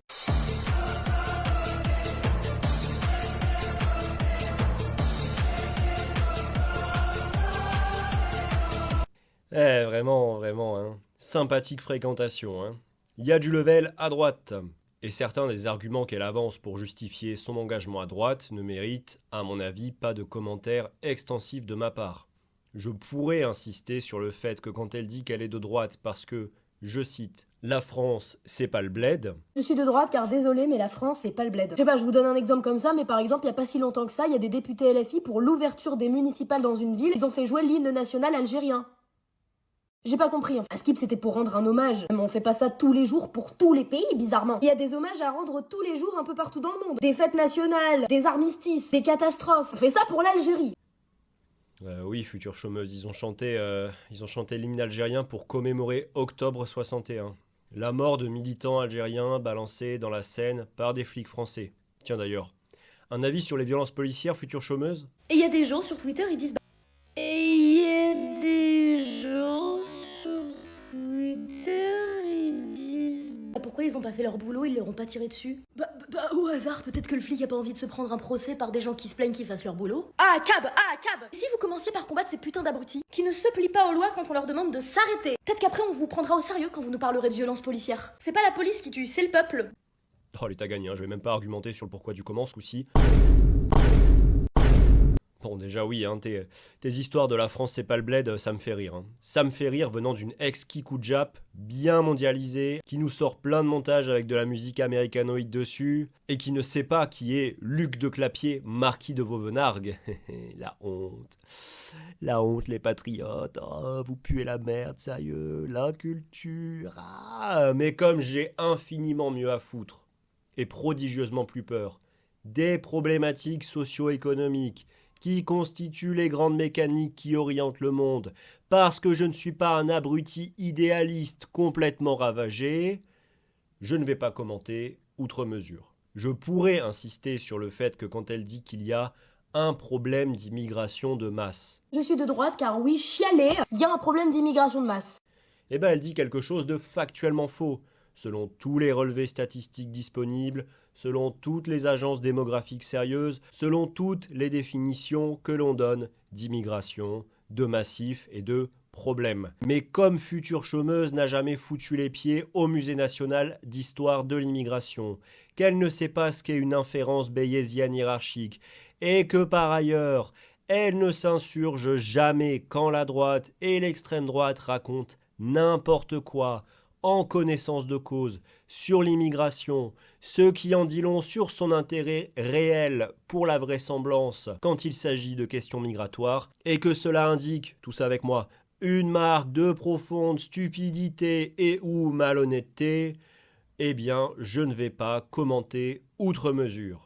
Je pourrais insister sur le fait que sa défense de la propriété privée. Je suis de droite parce que je suis pour le droit à la propriété privée et le droit d'en tirer profit. Après, ça veut pas dire refuser l'État-providence, me semble être une impasse. Par définition, la propriété lucrative empêche, hypothèque la méritocratie qu'elle semble chérir, que vouloir la propriété privée et garder un semblant d'État-providence, c'est incompatible à terme, et que... tout ça, c'est pas vraiment ou plus vraiment au programme du RN, en tout cas, l'État-providence. Réveille-toi, ma pote. Mais comme t'as jamais lu de ta vie entière un texte marxiste, je vais me contenter de dire que c'est juste l'expression de ton appartenance de classe et la preuve d'une posture de grosse privilégiée et qu'on en a rien à foutre de ton avis sur la question. Et ça vaut aussi pour ta condamnation de l'assistanat. Je suis de droite car l'assistanat crée de la dépendance. Au lieu de faire la manche, on se relève les manches, t'as vu ? Je pourrais vous agonir de commentaires extensifs sur la question de l'assistanat en France. Mais on va juste lui rétorquer que, semble-t-il, elle dort chez ses parents, dans une chambre de 60 mètres carrés, à l'intérieur de laquelle il y a un baby-foot, et que je vois là, dans le fond d'une de ses vidéos, un support à capsule Nespresso. Quand on pue le privilège et que c'est papa, maman qui payent la bouffe, le gîte et l'université, on la ferme sur la question de l'assistanat. Je suis de droite parce que ça vous fait parler. Oui, et ça je pense que oui. Ça doit jouer un peu, beaucoup même. Sans commentaire, future chômeuse. Sans commentaire. Donc oui, je vais pas revenir sur tout, je vais pas répondre sur tout.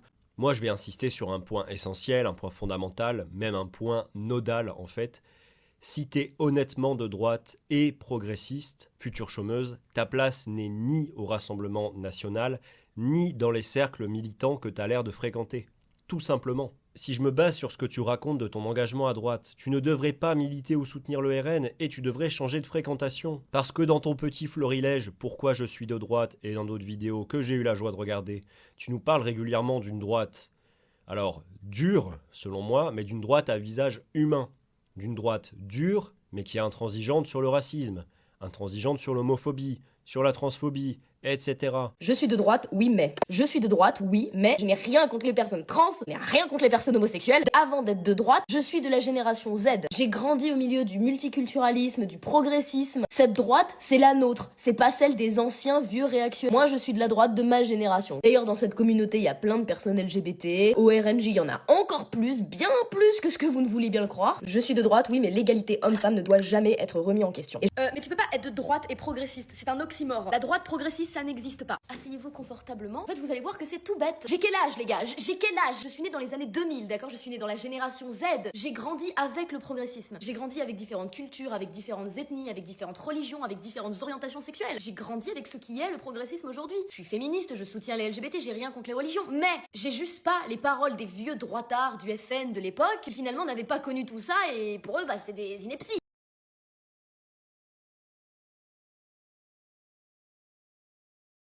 Raison pour lesquelles je suis de droite, c'est déjà aussi une louche de priorité nationale, une pincée de patriotisme. Et alors ça c'est autre chose, mais j'ai aussi grandi dans une famille qui est assez aisée, avec des valeurs pour le travail très fortes, donc économiquement, forcément, je me situe plus à droite aussi. Bien évidemment pas de l'humour, cette personne pense qu'elle dit sous le ton de l'humour quelques phrases qui relèvent très clairement de la transphobie. Bah du coup, visiblement, tu me connais mieux que moi, alors je suis désolée, mais tu t'es trompée là-dessus, et je le dis sans aucune animosité ou quoi, juste elle savait pas, il aurait fallu qu'elle vienne m'en parler. Bah certains d'entre vous vont peut-être faire une syncope, mais non, je suis une alliée LGBT, j'ai même déjà accompagné des amis au Pride, pour qu'ils soient en sécurité, donc non, je suis pas du tout transphobe. Je pense qu'il y a un certain âge pour se poser les bonnes questions, je pense que pour les transitions de genre, il faut atteindre la majorité, oui, mais non, je me doute bien qu'à 5 ans, on ne change pas de sexe, et non, je ne suis pas transphobe.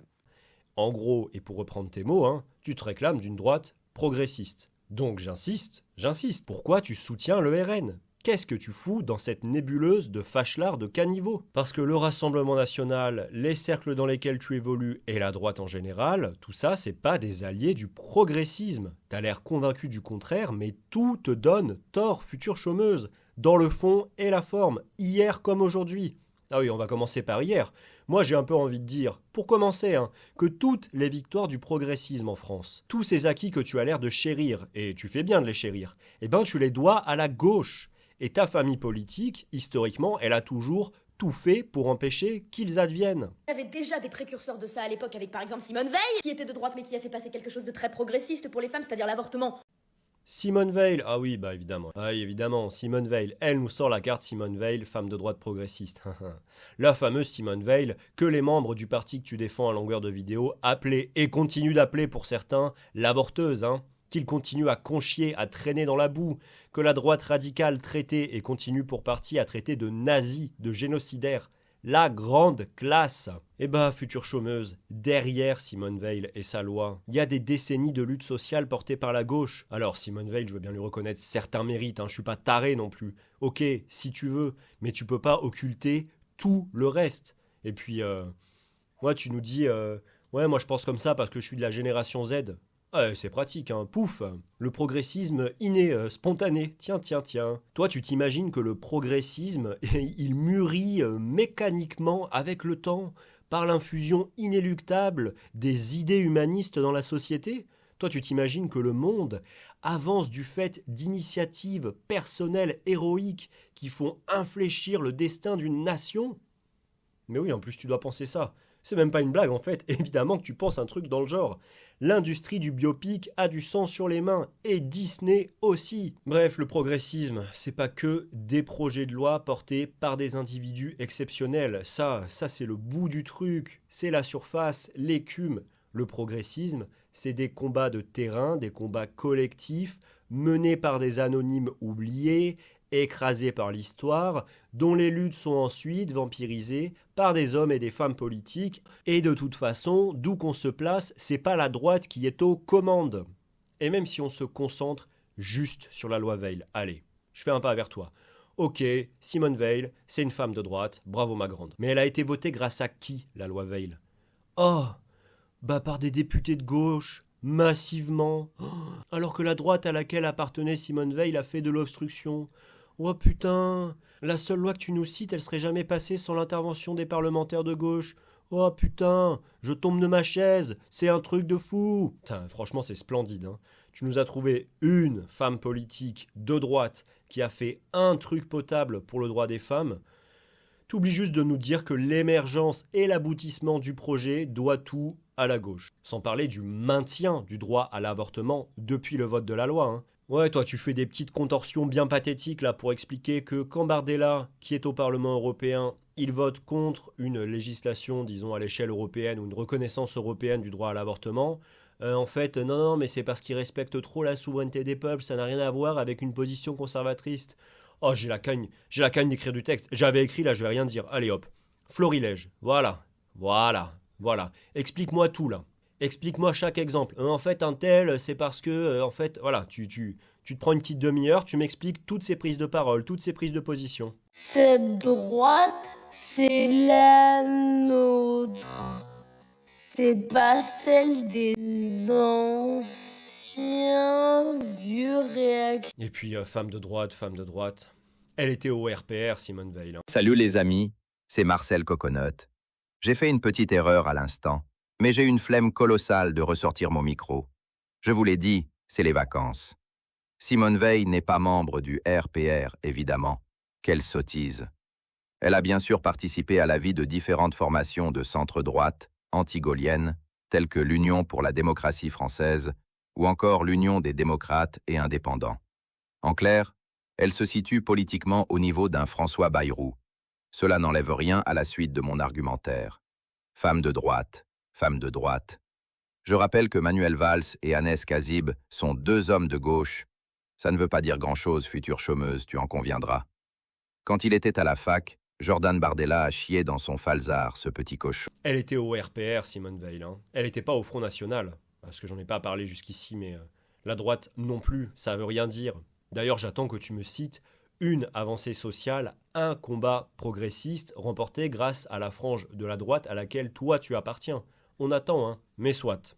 T'es une gosse de riche et une droitarde, je vais pas te demander de la gratitude, de la modestie et une pensée complexe des luttes sociales qui sous-tendent le progressisme. Si on laisse de côté donc le plan historique, des décennies, des siècles même d'avancées progressistes, hein, juste pour se concentrer sur le présent immédiat. Ben là le problème, ça m'a pas l'air d'être la stupidité ou la malhonnêteté, c'est carrément du déni en fait. Hein. Future chômeuse, quand elle nous parle de sa droite à elle, on dirait vraiment que tout va bien. C'est une singerie. Écoutez-moi ça. Hein. Tu nous expliques que, par exemple, on peut militer tranquillement quand on est très à droite et qu'on est racisé. Je suis de droite, oui, mais être français, ce n'est pas une couleur de peau, c'est un état d'esprit. Et c'est ce que des influenceurs comme Lebrac ou Tanguy David se cassent le cul à vous répéter tous les jours, mais vous les traitez en retour de bounty, et ça, je suis désolée, c'est raciste. Bon, allez, on est d'accord dans les grandes lignes. Hein. Appeler un noir un bounty, quelle que soit la raison, ça ou d'autres termes équivalents, c'est raciste. Mais je suis désolé, future chômeuse. Qu'est-ce que c'est que cet argument ? Il y a plein de noirs et d'arabes au RN, donc ça va. Je suis désolé, mais future chômeuse, c'est un peu la transposition de l'argument je suis pas raciste, hein, j'ai un ami noir, mais appliqué à un parti politique. Et en plus, tu le sais que ça vaut rien ce genre d'argument. T'as fait une blague là-dessus. Mais t'es raciste ? Jamais. Le copain de ma pote est noir. Ok, il y a plein de racisés à l'extrême droite, dans la droite radicale, au RN. Il y en avait déjà du temps de Papy Le Pen, hein, quand le parti était juste fascistoïde et racelard comme pas permis. Hein. Donc qu'est-ce que tu essaies de nous dire ? Et puis ces racisés là, ces racisés de la droite, est-ce qu'ils portent une politique de défense des racisés ? Est-ce qu'ils sont écoutés ? Est-ce que ça change quoi que ce soit ? C'est ça qui compte. Mais franchement, t'imagines, si Mélenchon, à chaque fois qu'on lui attrape la veste pour des histoires d'antisémitisme, il nous disait « Attendez, je suis pas antisémite, il y a des juifs à la France insoumise, hein !» Mais tu serais la première à l'insulter, et t'aurais raison. C'est quoi cet argument de con, sérieux ? Oui, il y a des racisés à droite. Bravo, future chômeuse. Franchement, ces arguments, c'est beaucoup du moi-je. Hein. Moi, je vois bien mes potes racisés, mes potes LGBT, aux jeunesses du RN, mais ouvre un peu les yeux, regarde la gueule de ton parti, sérieux, prends de la hauteur. Pas une semaine, juste depuis 20 ans, hein, je te parle du temps présent là, pas une semaine sans qu'on apprenne qu'un militant RN a fait une méga dinguerie. Pas une semaine sans qu'on retrouve un membre d'un groupuscule très bizarre dans un conseil municipal RN, dans une association qui lui est liée. Pas une semaine, future chômeuse. Sérieux, je pourrais me casser le cul à faire un montage hyper long là, un montage de 15 minutes. Mais t'es collé à Twitter. Tu le sais mieux que moi la tronche qu'il a ton parti. Et viens pas me parler de cas isolés, ça fait 50 piges que ça dure, c'est toutes les semaines. Et surtout, c'est structurel putain. L'électorat, c'est pas une question d'individu. Évidemment que n'importe quelle collectivité humaine, tu vas trouver en son sein des racistes, des homophobes, des criminels, etc. Essaie de voir le truc dans son ensemble, essaie de voir le truc par le haut. Fais une pause Twitter et va lire Des électeurs ordinaires de Félicien Faury. Donc c'est une enquête de terrain qui a duré 6 ans quand même, sur l'électorat RN dans le sud-est de la France. Et un des trucs sur lequel il insiste, et que j'ai redécouvert d'ailleurs en le lisant et en l'écoutant, figure-toi, c'est la persistance du sentiment raciste comme facteur structurant du vote RN. C'est une constante. Même moi, avec le temps, je m'étais un peu laissé convaincre par l'argument ou le bruit de fond, on va dire fâché, pas facho. Mais en fait, ça tient pas. Enquête à l'appui. Le vote RN, il vient toujours majoritairement de personnes qui lisent le monde avec une grille raciste ou raciale. Et si t'as pas envie de lire un livre, sait-on jamais, il y a une longue interview très bonne où il explique sa démarche et où il présente son terrain. On entend souvent le « on est chez nous ». Et c'est peut-être aussi un truc qui est pas mal lu dans les entretiens que tu as mis dans le livre, c'est nous contre eux. Et il y a un peu un bloc. Et c'est quoi ce bloc nous ? Le nous, il est toujours variable selon les situations, selon les questions qu'on pose aussi pendant l'entretien. Mais effectivement, ce que j'ai vu sur le terrain, et c'est quelque chose qu'il faut regarder avec lucidité et qui n'est pas forcément toujours facile à entendre, c'est que le racisme, c'est de la division, c'est de l'exclusion, mais c'est aussi du lien social, le racisme. C'est-à-dire très concrètement, c'est une manière aussi de faire corps, de faire groupe, de pouvoir exclure certaines personnes. Et ça peut aussi être un vote d'intégration, le vote RN. On le présente souvent comme un vote anti-système, mais moi, ce que je vois beaucoup, c'est que voter RN, dans certains milieux, c'est aussi se mettre du côté des vrais Français, comme je l'ai souvent entendu sur mon terrain, c'est de se mettre du côté du groupe majoritaire légitime. Et j'ai même un exemple d'un électeur qui est franco-brésilien et qui me dit qu'à son arrivée en France, il a été exposé à du racisme, très concrètement. Et tout l'entretien est structuré de cette façon. Il met à distance les minorités arabo-musulmanes qu'il déteste. C'était un des entretiens les plus compliqués à mener parce qu'il a des propos très très violents envers ces minorités, envers ces individus-là. Et tout l'entretien, on voit qu'il met à distance pour lui-même s'intégrer, pour dire « je ne suis pas comme eux ». J'ai été trop souvent mis dans la même case que ces personnes-là. Et donc, quoi de mieux, en quelque sorte, pour montrer qu'on est un vrai Français, pour se blanchir, que de voter RN, en parler, en faire un motif de fierté.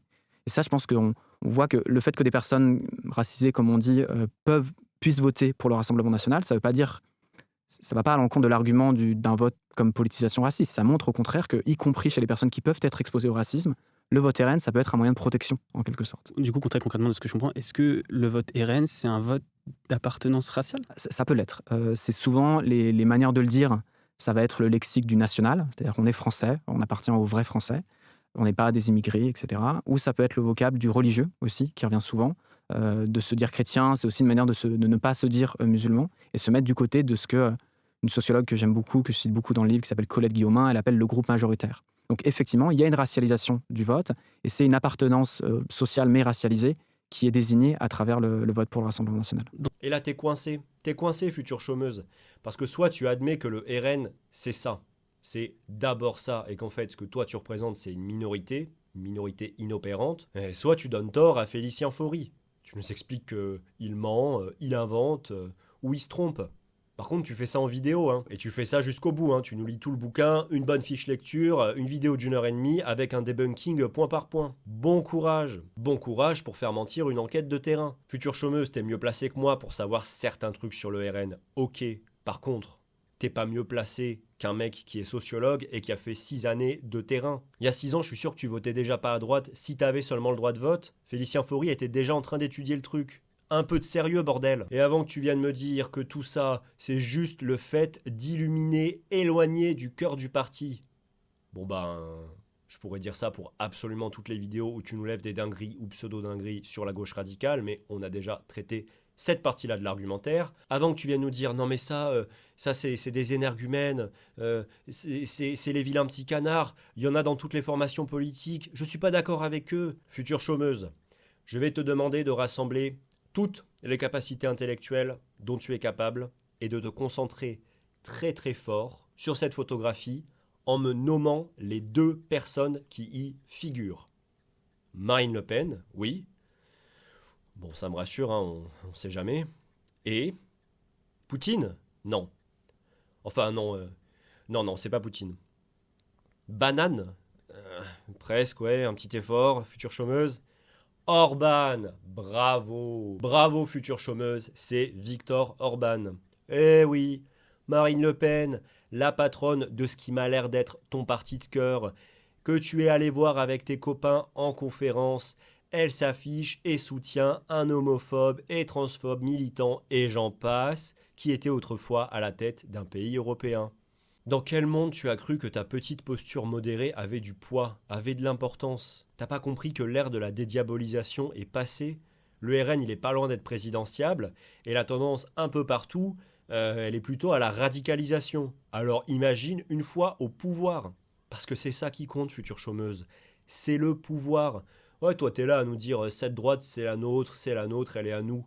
Alors la droite, je sais pas, j'ai pas l'impression, hein, mais par contre, le parti, le Rassemblement National, donc le parti de droite qui a une petite chance de remporter les élections le coup d'après, il est pas à vous, les gens de droite progressistes. Il est au clan autour de Marine Le Pen, et le dit clan n'a pas l'air chaud pour vous filer les clés. S'il est big boss du parti pour lequel t'as l'air de voter, j'imagine, ils sont prêts à faire ça en public. Mais imagine ce qu'ils font pas en public, imagine ce qui se dit en coulisses, imagine ce qu'ils préparent pour la suite. Qu'est-ce qu'il pèse, ton positionnement modéré au milieu de tout ça? Bah rien. De la merde. Tout simplement. Écoute juste Jean-Philippe Tanguy, qui doit être numéro 3, numéro 4 au RN, j'en sais rien, je m'en contrefous. Quand il en parle de ce fameux truc avec Orban, là. Quand même, Jean-Philippe Tanguy, il y a un truc qui m'intrigue, mais je sais pas si vous pouvez être totalement sincère. C'est assez paradoxal parce que j'entends très bien ce que vous dites, votre discours sur les homosexuels et Marine Le Pen, et en même temps, Marine Le Pen, elle soutient ostensiblement Viktor Orban, qui a fait interdire la marche des fiertés. Comment vous le vivez, ça? Enfin, la cohérence, est-ce que ce serait pas de rompre avec ce type de personnalité? Bon, on avait contesté le fait qu'il interdise la marche des fiertés. Hein. Oui, mais tout en s'affichant avec lui pour le Oui, soutenir. c'est-à-dire que vous faites la politique avec les États tels qu'ils sont. Hein. Mais c'est pas un État, là, c'est une personne. Il était Premier ministre d'un État qui était la Hongrie, qu'il avait réélu 4 fois. Bon, le nouveau, je suis pas sûr qu'il soit spécialement un grand progressiste ou RR. Ouais, mais ça vous a jamais mis mal à l'aise? Quand vous voyez Marine Le Pen s'afficher avec Viktor Orban en tant qu'homosexuel, vous dites pas, il y a des milliers d'homosexuels qui souffrent en Hongrie, qui ont été victimes de discrimination, notamment du fait de la politique de Viktor Orban, Premier ministre. Ça vous dérange pas? Pas dire que ce soit le meilleur moment de ma vie. Oui. Franchement, Jean-Philippe Tanguy, je le porte pas dans mon cœur, hein, tu t'en doutes, mais là, c'est pathétique. Hein. Dans le sens où c'est digne de pitié, et je suis premier degré. Hein. Si Tanguy n'est pas capable de faire infléchir la ligne du parti, s'il n'est pas capable d'empêcher Marine de copiner avec des homophobes militants notoires, ça veut quand même dire un truc, future chômeuse. Et ça n'augure rien de bon pour la suite, à nouveau. Alors admettons, vu la propension des électeurs RN moyens à devenir complètement fous quand on égratigne leur K-pop idole, admettons que tu préfères t'abstenir de tout commentaire critique sur ce qui se passe en interne, au sein du RN et des formations satellites qui entourent le parti. De mauvaises langues pourraient y voir la marque d'une immense lâcheté, mais... Bon, j'ai oublié d'écrire la suite de ma vanne, là. Allez hop, Grise le français en roue libre. Oh la vache. Je mange du cochon et je vous merde. Ouah, chaudard. Donc admettons que t'aies pas envie de cracher dans la soupe, de critiquer le RN pour affirmer, pour crédibiliser tes convictions modérées, là, pour défendre ton positionnement progressiste. Ma grande, t'as largement de quoi faire en dehors du RN. Des dingueries venues de l'extrême droite française, hors Rassemblement National, il y en a quotidiennement. C'est du pain béni pour toi. C'est l'occasion rêvée pour faire valoir ta vision d'une droite dure mais humaine, d'un patriotisme progressiste, je sais pas quoi. Et à votre avis, est-ce qu'elle se saisit de ces événements pour trancher, pour clarifier? Est-ce qu'elle en parle? Est-ce qu'elle se montre réellement intransigeante à ce sujet? Bah non, évidemment. Si t'étais vraiment préoccupé, que tu voulais les faire dégager, les réacs, les fachos là, de la vieille garde de droite dont tu nous parlais avant, il y aurait des vidéos là-dessus sur tes chaînes, c'est aussi simple que ça. Tout simplement, mais genre, il y en aurait beaucoup plus. Par exemple, en août 2025, t'as fait une vidéo... t'as fait une vidéo réaction à la vidéo réaction de Reggie le Gorilla. Tuez-moi, sérieux, tuez-moi. Attendez. Voilà, j'ouvre la 8.6 là. Donc, t'as répondu à Reggie le Gorilla, qui défendait un type en situation irrégulière, qui s'est fait virer du pays parce qu'il est allé allumer sa clope avec la flamme du soldat inconnu. Enlever le titre de séjour de quelqu'un parce qu'il a allumé une cigarette, même de manière irrespectueuse, ce n'est pas normal. Donc je vous la refais. Le mec est allé s'agenouiller devant la tombe du soldat inconnu pour allumer sa clope. Non mais c'est juste qu'il avait pas de feu, il a pas dégradé la tombe, c'est pas grave. Le mec il a les balls d'aller allumer sa clope sur la tombe du soldat inconnu. Par contre pour aller demander un briquet à quelqu'un, là les balls elles sont bien rangées au fond du pantalon. Il a pas juste allumé sa clope, il vient littéralement de chier à la gueule de l'histoire française. On est plus juste sur de l'irrespect, on est sur du volontariat. Sinon le mec il aurait demandé un briquet à quelqu'un. Et là vous dites non on va pas lui retirer son titre de séjour pour ça, c'est pas grave quand même. Ok, ça aurait été un mec bien blanc d'extrême droite qui l'aurait fait, vous auriez crié au scandale. Vous auriez dit ah encore l'extrême droite qui chie sur l'histoire machin. Vos réactions sont à géométrie variable. Je t'invite à aller faire ça en Algérie pour te marrer 5 minutes. Va allumer ta clope sur un monument aux morts là-bas. Et après, on attend. Popcorn, on attend. Regarde ce qui va t'arriver. Future chômeuse, on en a absolument rien à foutre. On s'en bat les burnes. On s'en bat complètement les couilles. Cette histoire, j'en avais même pas entendu parler. Et tu sais pourquoi? Outre le fait que j'ai pas Twitter, hein. Tu sais ce que j'avais en tête, moi, à l'été 2025, quand t'as posté ta petite vidéo, là, sur le pauvre soldat inconnu, en nous disant que c'était comme si on avait craché sur notre histoire. Bah moi, je pensais encore au fait, hein, tu vois, j'étais encore un peu travaillé intérieurement, donc par le fait que quelques mois auparavant, des putains de néo-nazis avaient défilé en plein Paris. Tiens, dont Quentin de Ranc lui-même, hein, pour rappel. Quentin, tu n'as que 23 ans, mais déjà un courage immense. Effectivement, effectivement. Mais ouais, toi, à ce moment-là, t'avais pas le temps, t'avais piscine. Dans les jours qui ont suivi, toi, française, patriote, républicaine, mes couilles là, si attachée à ce qu'on ne crache pas sur notre histoire, face à ce qui aurait dû constituer un signal d'alerte colossal, t'étais trop occupé à nous faire des petites capsules humoristiques cringissimes. Et vous, monsieur Darmanin, ça va bien se passer. Oh, c'est très drôle, c'est très amusant. Vous êtes des enfants de bourgeois! Mais laissez votre interlocuteur parler, j'espère que si vous êtes au pouvoir, vous laisserez vos opposants politiques s'exprimer. Je leur enverrai pas les LBD. Vous m'avez manqué!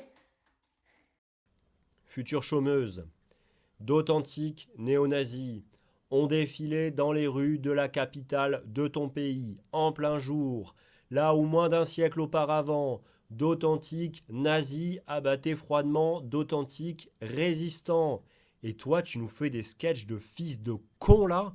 Mais si t'en as quoi que ce soit à foutre de l'histoire de France, prouve-le, sois digne, mobilise-toi. Monsieur Le Pen, est-ce que demain vous irez à l'enterrement de Maurice Papon? Et ta sœur? Elle y va, elle? Trop lol ton imitation de Jean-Marie Le Pen.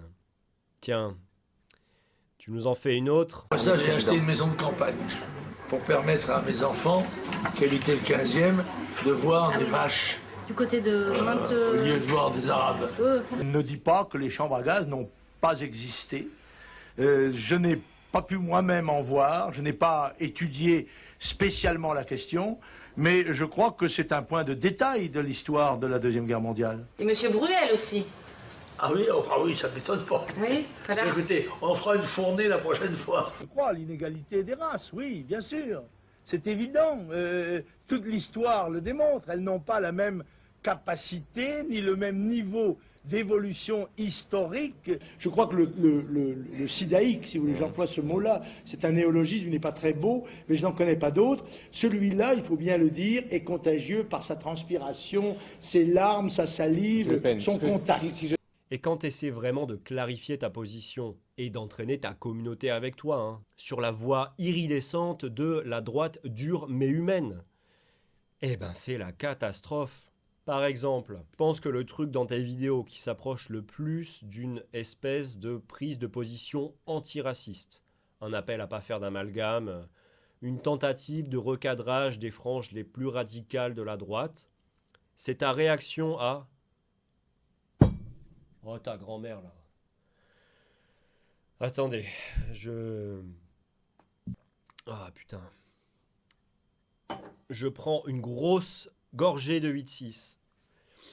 Donc, ce qui s'approche le plus d'une prise de position antiraciste, c'est ta réaction à la réaction d'un certain Yo-Yo qui réagit à l'agression à Paris de la streameuse Ginity par un individu racisé alors qu'elle était en plein live. Putain, donc je ne rêve pas, il y a vraiment eu une prise de conscience générale là. Je pense que tout le monde a déjà vu la vidéo que Yo-Yo a reposté, qui a fait le tour des réseaux, c'est-à-dire que bon, 3 millions de vues en 10 heures, c'est pas dégueu.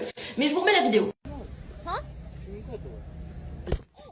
Mais putain, il n'y a pas d'air de jeu dans ton bled, future chômeuse. On lâche les écrans, on va jouer dehors, pitié. Donc ouais, je résume le truc en 2 mots là. Hein. En gros, Ginity, une streameuse sud-coréenne, a subi une agression de la part d'un individu racisé. Alors on a eu droit à des réactions ultra racistes de la part de la droite, hein, très bizarre.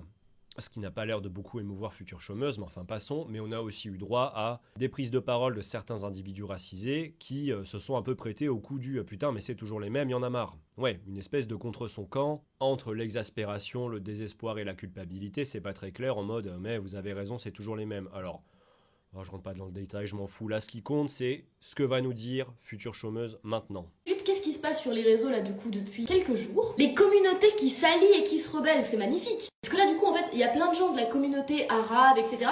qui disent bon les gars, faut quand même reconnaître que c'est toujours nous. Alors non, déjà, les gars non, ce n'est pas toujours vous, c'est pas ça le problème. Oh, putain, on y est. On y est, future chômeuse. Là, c'est le moment d'être solide sur ses appuis. Regardez la vidéo de ce type qui dit depuis la foire du trône, depuis la victoire du PSG, je suis fier de dire que je suis un rebeu qui vote à droite. Et regardez les commentaires. Regardez les commentaires sous cette vidéo, regardez les commentaires sous la vidéo de Yo-Yo. Même sur Twitter. Quoi? C'est ça le truc, c'est que au lieu de dire pas d'amalgame, vous devriez dire j'en ai marre de combattre les miens. C'est ça qu'il faut faire. Quoi? Combattre les miens? Pardon? Par exemple, c'est plus souvent les blancs qui sont dans des affaires de pédophilie. Quoi? De la même façon que j'en ai marre qu'il y ait des darons bien blancs qui agressent des gosses, vous voyez ce que je veux dire? Future chômeuse, qu'est-ce qui se passe? Par pitié, arrêtez de dire non, le racisme anti-blanc et le racisme anti-asiate, ça n'existe pas. Les blancs, ils se font jamais agresser en France. Et là, c'est-à-dire qu'il n'y a plus une seule communauté en France qui se sent en sécurité. C'est Rome au charbon de chez Garnier, c'est pas mal ça. Oh là là là là là là là là là, putain. Future chômeuse, sincèrement, je comprends même pas ce que t'essaies de dire. Alors, je reprends point par point. Déjà, je pense que l'intention de départ est bonne, je crois, mais ça, c'est l'inverse d'une posture antiraciste. Si t'es pas raciste, juste, tu évacues la question de la couleur de peau. Tu t'en fous. Et des origines, et de la culture, je sais pas quoi, tu t'en fous tout simplement. Et ensuite, mais qu'est-ce que c'est que cette vidéo de con là? En gros, si j'ai bien compris, je vous promets, je suis pas sûr d'avoir bien compris, hein, mais t'es en train de nous dire qu'au lieu de se plaindre des amalgames racistes, qui dans le cas présent associent les Arabes à la criminalité, les Français d'origine maghrébine devrait utiliser cet amalgame pour mieux s'en défendre, pour trier le bon grain de livret.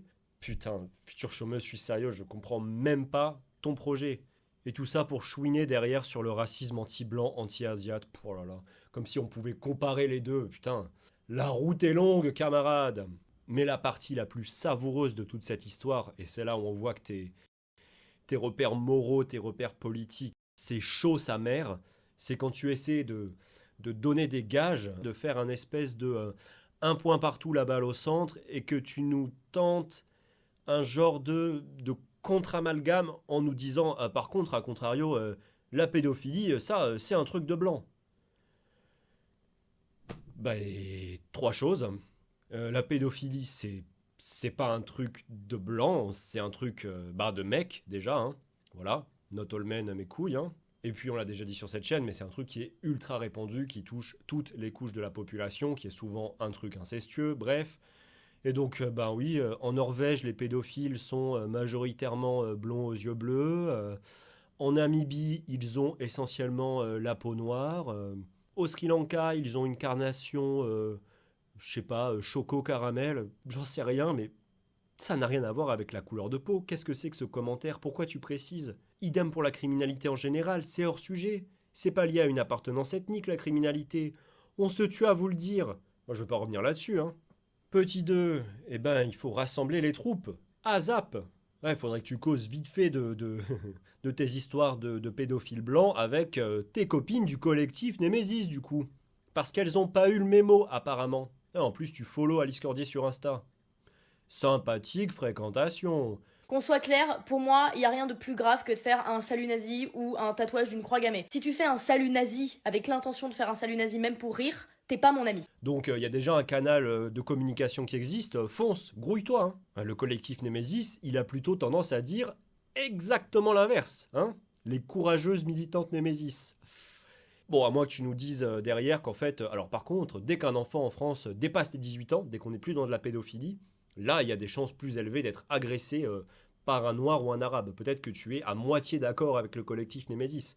Je ne sais pas, je m'en fous complètement. Je suis en train de mettre une aspirine dans ma 8.6. La vidéo est en train de me fatiguer, là. Et troisièmement, et ça c'est le plus savoureux, hein, bah, j'ai l'impression que ton public est vraiment, vraiment pas réceptif. Hein. Waouh, stylé les commentaires sous les vidéos de droitards progressistes. Oh là là là là. Il y en a des dizaines, futures chômeuses. Des dizaines. Et ça, c'est rien. Allez, florilège.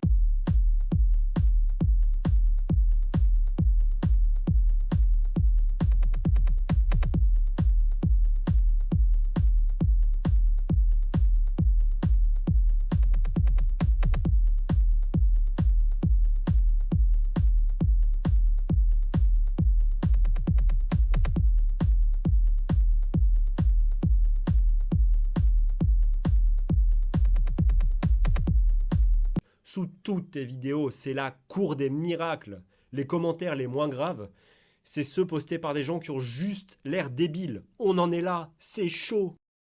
Salut les amis, c'est encore moi, le Marcel Coconut du montage.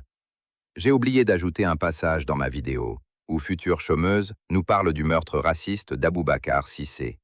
Allez, on passe en mode speedrun.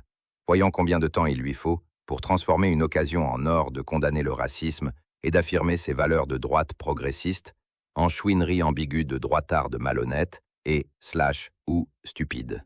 Je vais vous alerter sur deux choses parce que ce serait bien d'en parler. Le meurtre d'un jeune malien dans une mosquée, je vois peu de gens en parler, c'est très grave. Donc très grosse force à la communauté musulmane qui vit le deuil de Aboubacar Cissé, je crois que c'était son prénom. Donc je voudrais que, en première instance, voilà, on médiatise un peu l'affaire. Et dans un deuxième temps, il y a un truc que je trouve un peu bizarre. Enfin, dites-moi ce que vous en pensez, mais suite à cette affaire, il y a Mélenchon qui a lancé une manifestation anti-islamophobie. Donc c'est très bien, hein, jusque-là, c'est une très bonne cause. Il a fait énormément de tweets sur le sujet, il s'est rendu à sa manifestation pour parler avec justement des personnes de la communauté musulmane qui expliquaient que elles avaient peur, elles se sentent plus en sécurité en France. Et je trouve ça bien de sa part d'avoir fait ce geste. Mais je comprends pas pourquoi il était pas là quand il y a un prêtre qui s'est fait décapiter dans sa propre église.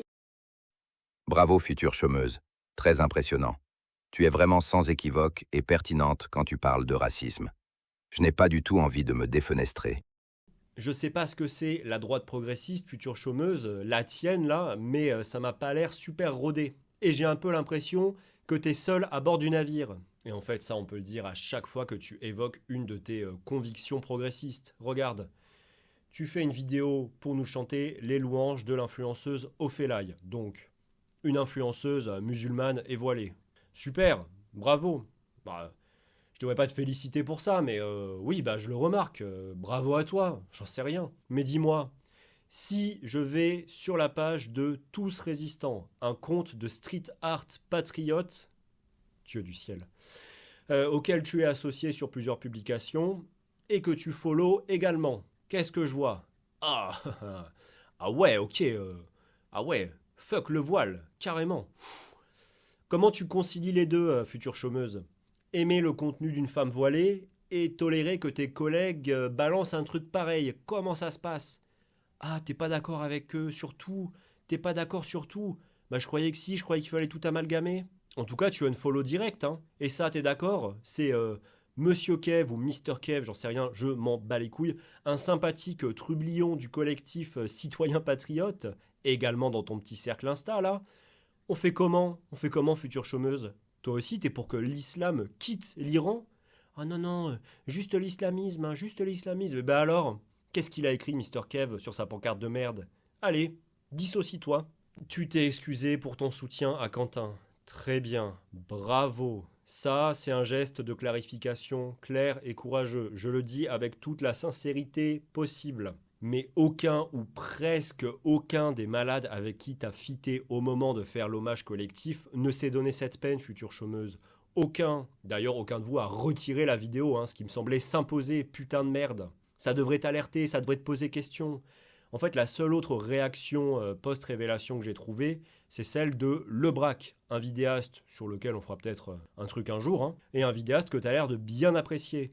Et sa réponse, elle est assez gratinée. Alors les droitards, on est en train de s'excuser pour les tweets de Quentin? C'est bizarre. C'est bizarre parce qu'on n'a pas à le faire en fait. Et il y a plein de raisons qui nous poussent à pas le faire, je vais vous les lister. Déjà parce que les gauchistes, quand ils nous disaient que Naël ne méritait pas de prendre une balle, malgré tous ses antécédents judiciaires, et malgré le fait qu'il conduisait une voiture sans permis à plus de 100 km/h en mettant des gens en danger, ne sont pas excusés lorsque les vidéos de surveillance ont montré qu'en effet il avait mis en danger 2 piétons et un cycliste. Donc à moins que faire des tweets sur un compte privé sur internet, et ça soit plus grave que de mettre en danger la vie de certaines personnes, on n'a pas à s'excuser. Ensuite parce que le mode d'acquisition des preuves de Mediapart, il est plus que douteux. Selon ma théorie, ils font un fichage de tous les comptes sur internet qui sont catégorisés comme étant de droite et ils fichent sur un serveur privé l'entièreté de tous leurs tweets. C'est une dinguerie, c'est super grave. Enfin, troisième raison pour laquelle on n'a pas à s'excuser, c'est que la personne qui a écrit l'article à propos de Quentin, c'est la personne qui a écrit cet article-là. David Perrotin, c'est le journaliste de Mediapart qui a en partie écrit sur l'affaire Quentin, a essayé de réhabiliter un mec qui avait écrit des tweets nazis, des trucs antisémites. Sauf que comme c'était un gauchiste, ils lui ont donné une tribune complète pour essayer de le réhabiliter. Mais c'est une folie, excusez-moi. Bref, la seule ligne qu'il faut tenir, c'est que LFI a un député qui a des collaborateurs parlementaires qui ont tué au nom de leurs convictions politiques. Et c'est tout, on s'arrête là. Personne n'aurait pu même être la dernière des gros salopards. On a une justice française qui aurait dû régler son compte, mais on ne finit pas par piétiner des gens dans la rue pour des idées politiques.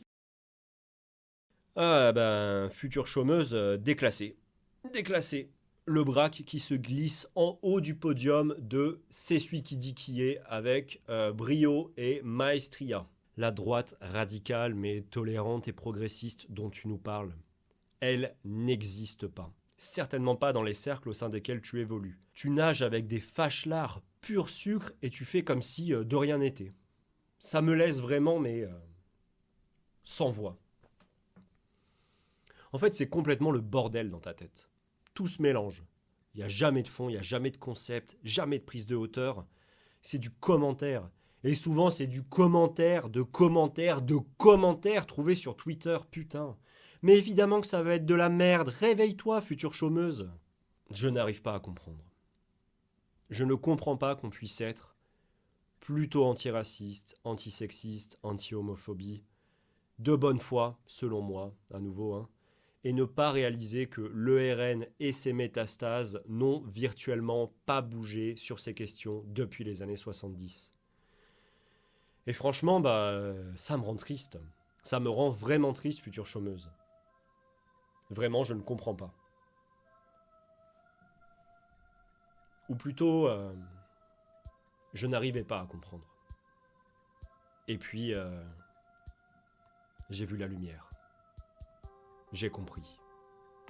J'ai compris comment on peut penser le monde quand on est de droite.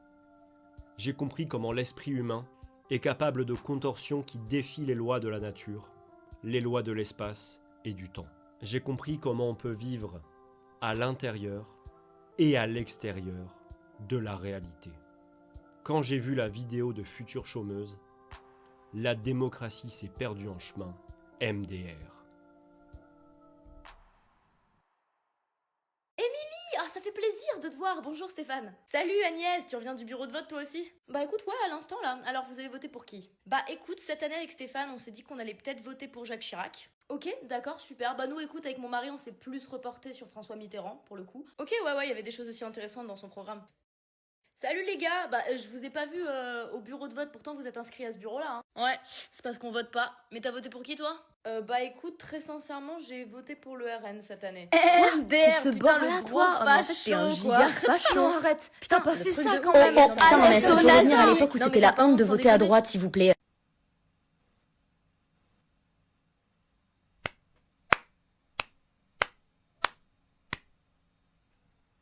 Magnifique. Extraordinaire. Prodigieux. Ah, on y est les amis, hein. On l'a trouvé. La vidéo la plus idéaliste de l'histoire humaine. Il n'y aura pas mieux, hein. T'avais un millier d'angles à retenir, un millier de façons d'aborder le sujet de cette vidéo, donc j'imagine la supposée montée en radicalité du discours politique ces dernières années, et t'as choisi de nous parler d'une situation rigoureusement imaginaire. J'hallucine. Tu me diras, je sais pas ce que je préfère entre ça et ton cherry picking constant, hein. Bon, alors, passons sur le fait que la droite fière et sans reproche, qui boucle non-stop sur la repentance, le masochisme de ces chialeuses de gauchistes, nous pondent encore une vidéo où ça chouine pour 3 fois rien. La démocratie s'est perdue en chemin. On peut pas dire qu'on vote pour le RN, on peut plus rien dire, ouin. Putain, future chômeuse, le RN c'est un des partis le plus médiatisé du pays. Tous ces cadres sont invités, tout le temps humanisés, pipolisés. Franchement, dans 2 ou 3 ans, il y aura du fit and fun avec Zemmour. Pète un coup, future chômeuse, ça va aller, hein. Et ça, pour le coup, c'est moins vrai aujourd'hui que ça ne l'était il y a 10, 20 ans ou en 1988. Donc, plus le temps passe et moins voter RN, c'est vu comme un truc grave. T'essaies de nous faire un espèce d'argument historique, là, il s'agirait de pas raconter n'importe quoi. Commençons par l'argument de fond. L'argument de fond avec 2,9 millions de guillemets, hein. Donc, en clair, la deuxième partie de la vidéo, où tu nous expliques qu'on peut pas dire qu'on vote RN, alors qu'avant, c'était possible de discuter sereinement de ces différentes politiques, sans pression. Et bah déjà, tu compares des électeurs, des électorats qui n'ont rien à voir. Tu compares la droite des années 80, donc la droite giscardienne, chiracienne, qu'importe, avec l'extrême droite. Eh oui, j'ai dit l'extrême droite, c'est bon. Vomis pas tes chocs à pic, future chômeuse. Respire par la bouche. Que ce soit le FN de la grande époque ou le RN des années 2020, tu peux pas comparer ça à la droite du centre, à la droite réformiste, à la droite bourgeoise, à la droite RPR, UMP, LR. Non, c'est pas comparable. Là, dans ta comparaison, t'as d'un côté un votant RN de 2027 et de l'autre côté 2 votants du bloc central bourgeois des années 80. Ça n'a pas de sens. Pour que ta comparaison fonctionne, il faudrait que cette discussion des années 88, ça soit entre un votant PS-RPR par exemple et un votant du Front National. Ou même, si on veut vraiment comparer, entre un votant FN et un votant du PCF. Bon bah, dans les 2 cas, tu vois bien qu'il y a peu de chances pour que tout ce beau monde discute sereinement. Alors regardez, je vous la refais.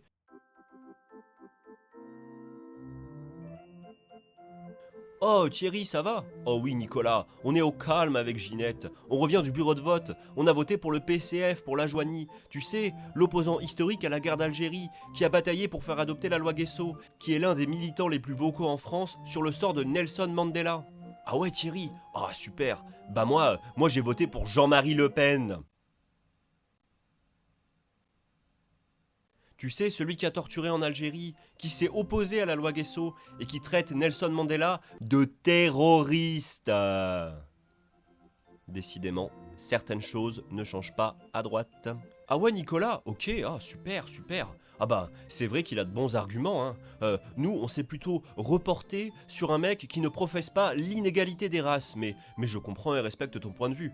Et on a suivi la campagne du FN avec attention et intérêt. C'est vrai que tout n'est pas à jeter. Ah, merci Thierry. Et oui, tu l'as entendu là pendant sa campagne, en septembre là, quand il a dit que les chambres à gaz étaient un point de détail de l'histoire. Ah, en voilà un argument digne d'estime et parfaitement tolérable.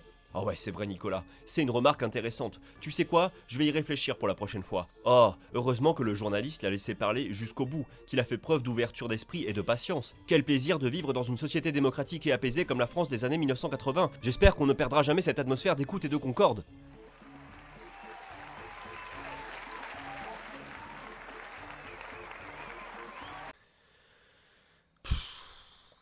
Un peu de sérieux, future chômeuse. Et pour ressortir une dernière fois ton ninjutsu du bac à sable là, la technique interdite du c'est celui qui dit qui est, eh ben il me semble qu'aujourd'hui, quand tu dis que tu votes LFI, bah selon la personne à qui tu parles, tu vas être confronté à des réactions bien épidermiques aussi, hein. Donc j'espère que tu vas faire une capsule, hein, une capsule pour défendre le droit à la parole apaisée de votants France Insoumise, au plus vite, pour éviter que la démocratie ne se perde encore plus. Et pour le coup, ça, Ça, c'est de pire en pire, depuis une date assez récente. La représentation et la tolérance vis-à-vis des votants LFI, elle s'est dégradée au cours de la dernière décennie, pas juste depuis le 7 octobre. Hein. Je te dirais bien, rappelle-toi de la perception de Jean-Luc Mélenchon pendant, par exemple, la présidentielle de 2012, mais tu devais être en CM2 à l'époque, donc bon. Mais c'est pas ça le plus grave. C'est pas ça qui me choque le plus. Future chômeuse. Ma petite future chômeuse. Ces électeurs de gauche et de droite des années 1980, qui discutent sereinement de leurs différends politiques. Ils sont avec nous? Ils sont avec nous dans cette pièce? En ce moment? Est-ce qu'ils te parlent dans ton sommeil? Là, on touche vraiment au cœur du problème, à ce qui fait que je vomis la droite. Cette situation future chômeuse, elle n'existe pas. C'est juste sidérant de voir une 2000. Imaginez à quoi pouvaient ressembler les discussions de comptoir qui se tenaient il y a 40 ans, pour y projeter ensuite ces idées préconçues sur la supposée dégradation des discussions politiques. Mais dans quel putain de monde tu vis, future chômeuse? Moi, c'est réellement ce qui m'a le plus choqué la première fois que j'ai vu cette vidéo. Ah, je vous jure, hein, elle va trouver ça abusé, et peut-être que vous aussi, peut-être que vous êtes en train de vous dire que je suis en plein délire là. Mais rendez-vous compte du niveau du truc. Future chômeuse, elle s'est posée une après-midi dans sa chambre de 60 mètres carrés là, avec une feuille et un stylo, pour imaginer ce que pouvaient bien se dire les Français d'il y a 40 ans. Alors tu vas t'en défendre, tu vas me dire « Non mais c'est un sketch, hein, c'est une image ». Alors arrête ça tout de suite. Évidemment que c'est une allégorie, évidemment. Mais tu voulais nous dire un truc avec cette allégorie. Tu voulais nous dire « C'était mieux avant ». Tu n'en sais rien. Pour moi, c'est la quintessence du problème idéaliste à droite. C'est vraiment l'expression symptomatique là de ce délire cosmogonique permanent qu'il y a à droite. T'étais pas né dans les années 80, alors t'inventes. On en revient à un truc que j'ai déjà dit, hein. Ne donnez jamais aucun crédit aux arguments historiques venant de personnes de droite. C'est toujours la foire à la saucisse. Mais qu'est-ce que t'en sais, future chômeuse, de l'état d'esprit des Français qui ont vécu 2 décennies avant ta naissance? T'étais pas là. Au mieux, des gens qui étaient là, genre papa et maman, hein, t'ont raconté ça, et hop, tu gobes tout. Mais pourquoi? Pourquoi? Sérieusement, ça me dépasse. Franchement, qu'est-ce qu'on en a à foutre de la vie de tes parents, ou des miens d'ailleurs, sur le passé? En quoi la vie des gens qui ont vécu une période, ça permet de se faire vraiment une représentation pertinente de toute la complexité d'une époque? Donc vous allez penser que je suis taré, mais j'insiste, j'insiste. Ce qui ressort de ton sketch, c'est que le débat politique des décennies précédentes était apaisé. Source!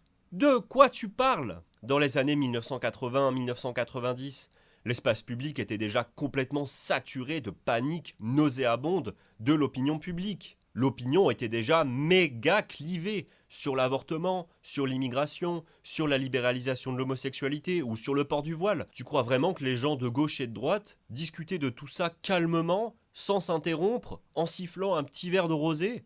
Moi, ça me paraît rigoureusement invraisemblable.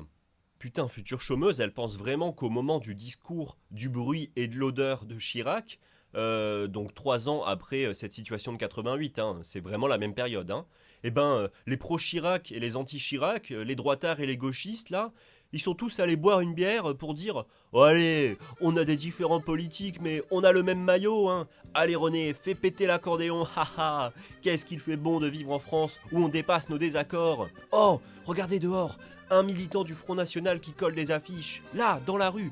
Allez, viens boire une bière avec nous, camarade. On n'est pas d'accord, mais je respecte tes arguments. Ils sont super cool, tes arguments, mon pote. Et toi, Martin, le cadre du PCF, et si tu venais nous chanter l'international, c'est pas parce qu'on vous traite de staliniens à longueur de journée qu'on peut pas s'amuser tous ensemble. Vive la démocratie, vive la France. Et je te parle pas à nouveau des questions socio-économiques. T'en parles jamais, je vois pas pourquoi je remets ça sur le tapis, hein.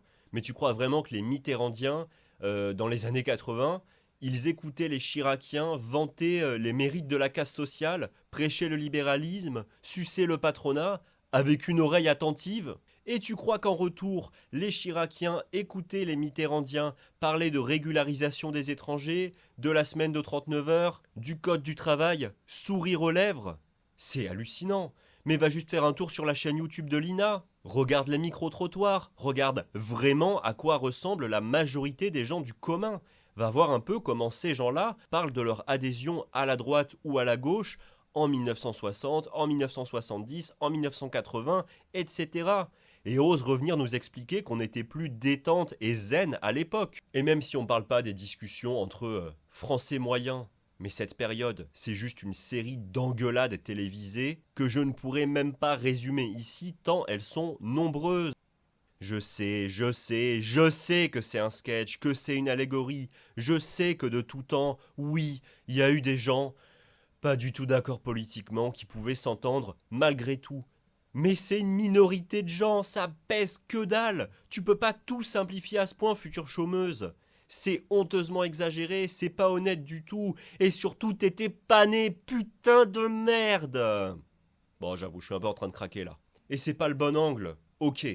Le débat, il se radicalise aujourd'hui. Alors il faudrait recadrer un peu les temporalités, recadrer les enjeux, mais d'accord. Aujourd'hui, le débat est très clivé. Mais c'est parce que le bloc bourgeois, le bloc du centre, est en train de se désagréger. C'est parce que la bourgeoisie est en crise que le ton monte. C'est la moïsation en fait. Tu peux pas présenter les choses comme tu le fais. Le problème, c'est pas que la démocratie s'est perdue en chemin parce que les gens aujourd'hui sont cons et méchants et qu'en plus ils votent pas. Au secours! C'est parce qu'on est face à une énorme impasse politique et que la fenêtre d'Overton est devenue une baie vitrée de véranda. Et même sans parler du ton des débats ordinaires. Tu peux pas résumer la démocratie à la teneur des discussions de PMU entre Français de gauche et Français de droite. Au ton des discussions de lendemain d'élection entre représentants des différents camps politiques. C'est quoi encore cette abstraction cosmique? En France, les décennies de l'après-guerre, c'est, entre autres choses, des tentatives de putsch, des tentatives d'assassinat sur des hommes politiques, des histoires d'espionnage et de sabotage pas possibles, c'est le terrorisme politique de la grande époque, à l'extrême droite et à l'extrême gauche. En plus t'en as parlé, tu le sais, hein. C'est la fraction armée rouge, c'est le GUD, et puis c'est octobre 61, c'est mai 68, et juste l'année 88 que tu évoques, juste ça. C'est des attentats par des cathos intégristes pendant la projection de films de Martin Scorsese. Putain la vache. 88, c'est l'assassinat de la militante anti-apartheid Dulcie September en plein Paris. 88, c'est la prise d'otage d'Ouvéa et le bilan de fou furieux qui va avec. Ose me dire qu'aujourd'hui, depuis 20 ans, on est à ce niveau de violence politique. Quoi, c'est hors sujet? Non, c'est pas hors sujet. Ça aussi, c'est la démocratie, future chômeuse. Si tu parles de démocratie, t'en parles jusqu'au bout. Pas en isolant des trucs qui t'arrangent, en parlant n'importe comment. Le truc autour de Quentin Derenque, c'est un drame. C'est horrible, c'est inquiétant, je le dis très sincèrement. De même que je salue très sincèrement tes excuses. Mais c'est de la pisse de nouveau-né par rapport à ce qu'on a connu avant. Et donc, pour te répondre sur le fond, sur l'argument général de cette capsule, je vais faire exactement comme toi. Bah ouais, hein, on s'abaisse au niveau de l'interlocuteur. Ah, vous allez voir, ça coûte pas cher de penser et d'argumenter comme quelqu'un de droite, hein. Attention les yeux. Eh bien moi, future chômeuse, figure-toi que quand j'étais un peu plus petit, une fois ma maman, elle m'a raconté un truc. Ouais, elle m'a dit qu'en 81, quand François Mitterrand a gagné les élections présidentielles, mon grand-père à moi, hein, mon grand-père qui n'était pas vraiment un homme de gauche, hein, il votait RPR il me semble, eh bien mon grand-père, il a paniqué sa race. Il est devenu fou. Pour lui, Mitterrand à la tête de la France, c'était la fin du pays, la fin des haricots. Sérieusement, hein, pour lui, ça voulait dire que dans la semaine, les chars soviétiques allaient défiler sur les Champs-Élysées et que la France allait basculer sous l'égide du bloc de l'Est. Ah, si seulement, putain. Ah, je rigole, ça va. Ou pas. Pour mon grand-père, un social-démocrate mou du gland comme Mitterrand, c'était une rampe de lancement pour l'URSS. Ouais, il était catastrophé, un vrai délire. Il avait l'impression que les gens qui avaient fait élire Mitterrand étaient des criminels, des fous dangereux. Et les discussions avec d'autres membres de ma famille à l'époque, telles qu'elles m'ont été rapportées, ça ressemblait vraiment pas à ton petit sketch de 88 là. C'était tendu, bien tendu. C'était ce niveau de radicalité qui régnait en maître dans les années 80 pour beaucoup de personnes. Et mon grand-père, c'était pas un allumé, hein, c'était pas un mec dépolitisé ou surpolitisé. Mais c'était un mec assez normal en fait, juste l'incarnation d'une radicalité politique assez courante dans la seconde moitié du XXe siècle, qui peut faire sourire rétrospectivement, à condition évidemment de la connaître. Et oui, future chômeuse, et oui, pour défaire ton argument, je viens de sortir le combo intankable anecdote sur le grand-père rapporté par maman. Donc une anecdote perso, invérifiable, ancrée dans un exercice de pensée stérile, sans lien direct avec la réalité prise dans son ensemble, et qui pourrait tout à fait procéder d'une surinterprétation de la part de ma chère maman ou de ma part. Et qui ne suffit pas, loin s'en faut, à dire quelque chose de concret sur la réalité dans sa richesse et sa complexité. Tu trouves ça complètement con et vide de sens ? Eh bien, on est parfaitement d'accord. Salut les amis, c'est encore moi, Marcel Coconut. J'étais tellement déchiré sous 8-6 que j'ai oublié d'intégrer un autre extrait bien croustillant de Future Chômeuse. Allez, disons que ça sera un petit bonus de fin de vidéo, un cadeau pour fêter les vacances. Écoutons ensemble Future Chômeuse au zénith de sa bonne foi et de sa culture politique. Je suis de droite, oui, mais. Je suis de droite, oui, mais je n'ai rien contre les personnes trans, je n'ai rien contre les personnes homosexuelles. D'ailleurs, je trouve même que les transphobes et les homophobes se font souvent plus remarquer chez certains religieux de gauche. Ha ha ha ha. Quelle excellente blague, Future Chômeuse. La transphobie et l'homophobie qui seraient plus remarquables du côté des religieux de gauche. Je me demande bien quel genre de profil tu as en tête. Sans doute les religieux de gauche qui se sont opposés au mariage pour tous, ou qui ont chié dans leur froc de colère pendant les Jeux Olympiques de 2024. Ou encore la fervente religieuse de gauche, Laure Lavalette, députée de la 2e circonscription du Var, bien connue pour ses frasques tendancieuses sur ces questions. Oups, je me suis trompé. Laure Lavalette est bien évidemment une élue RN. Il paraît que même les hiérarques du parti la trouvent trop hardcore. Ça ne les a pas empêchés de la soutenir, et de continuer de la soutenir, en Big 2026. Cette droite, c'est la nôtre, pas celle des vieux réacs, qu'elle nous dit. Ton déni pourrait prêter à rire s'il n'était pas aussi pathétique. Et on raconte que la vérité sort de la bouche des enfants. Allez, ciao, future chômeuse. Continue à forger ton esprit critique.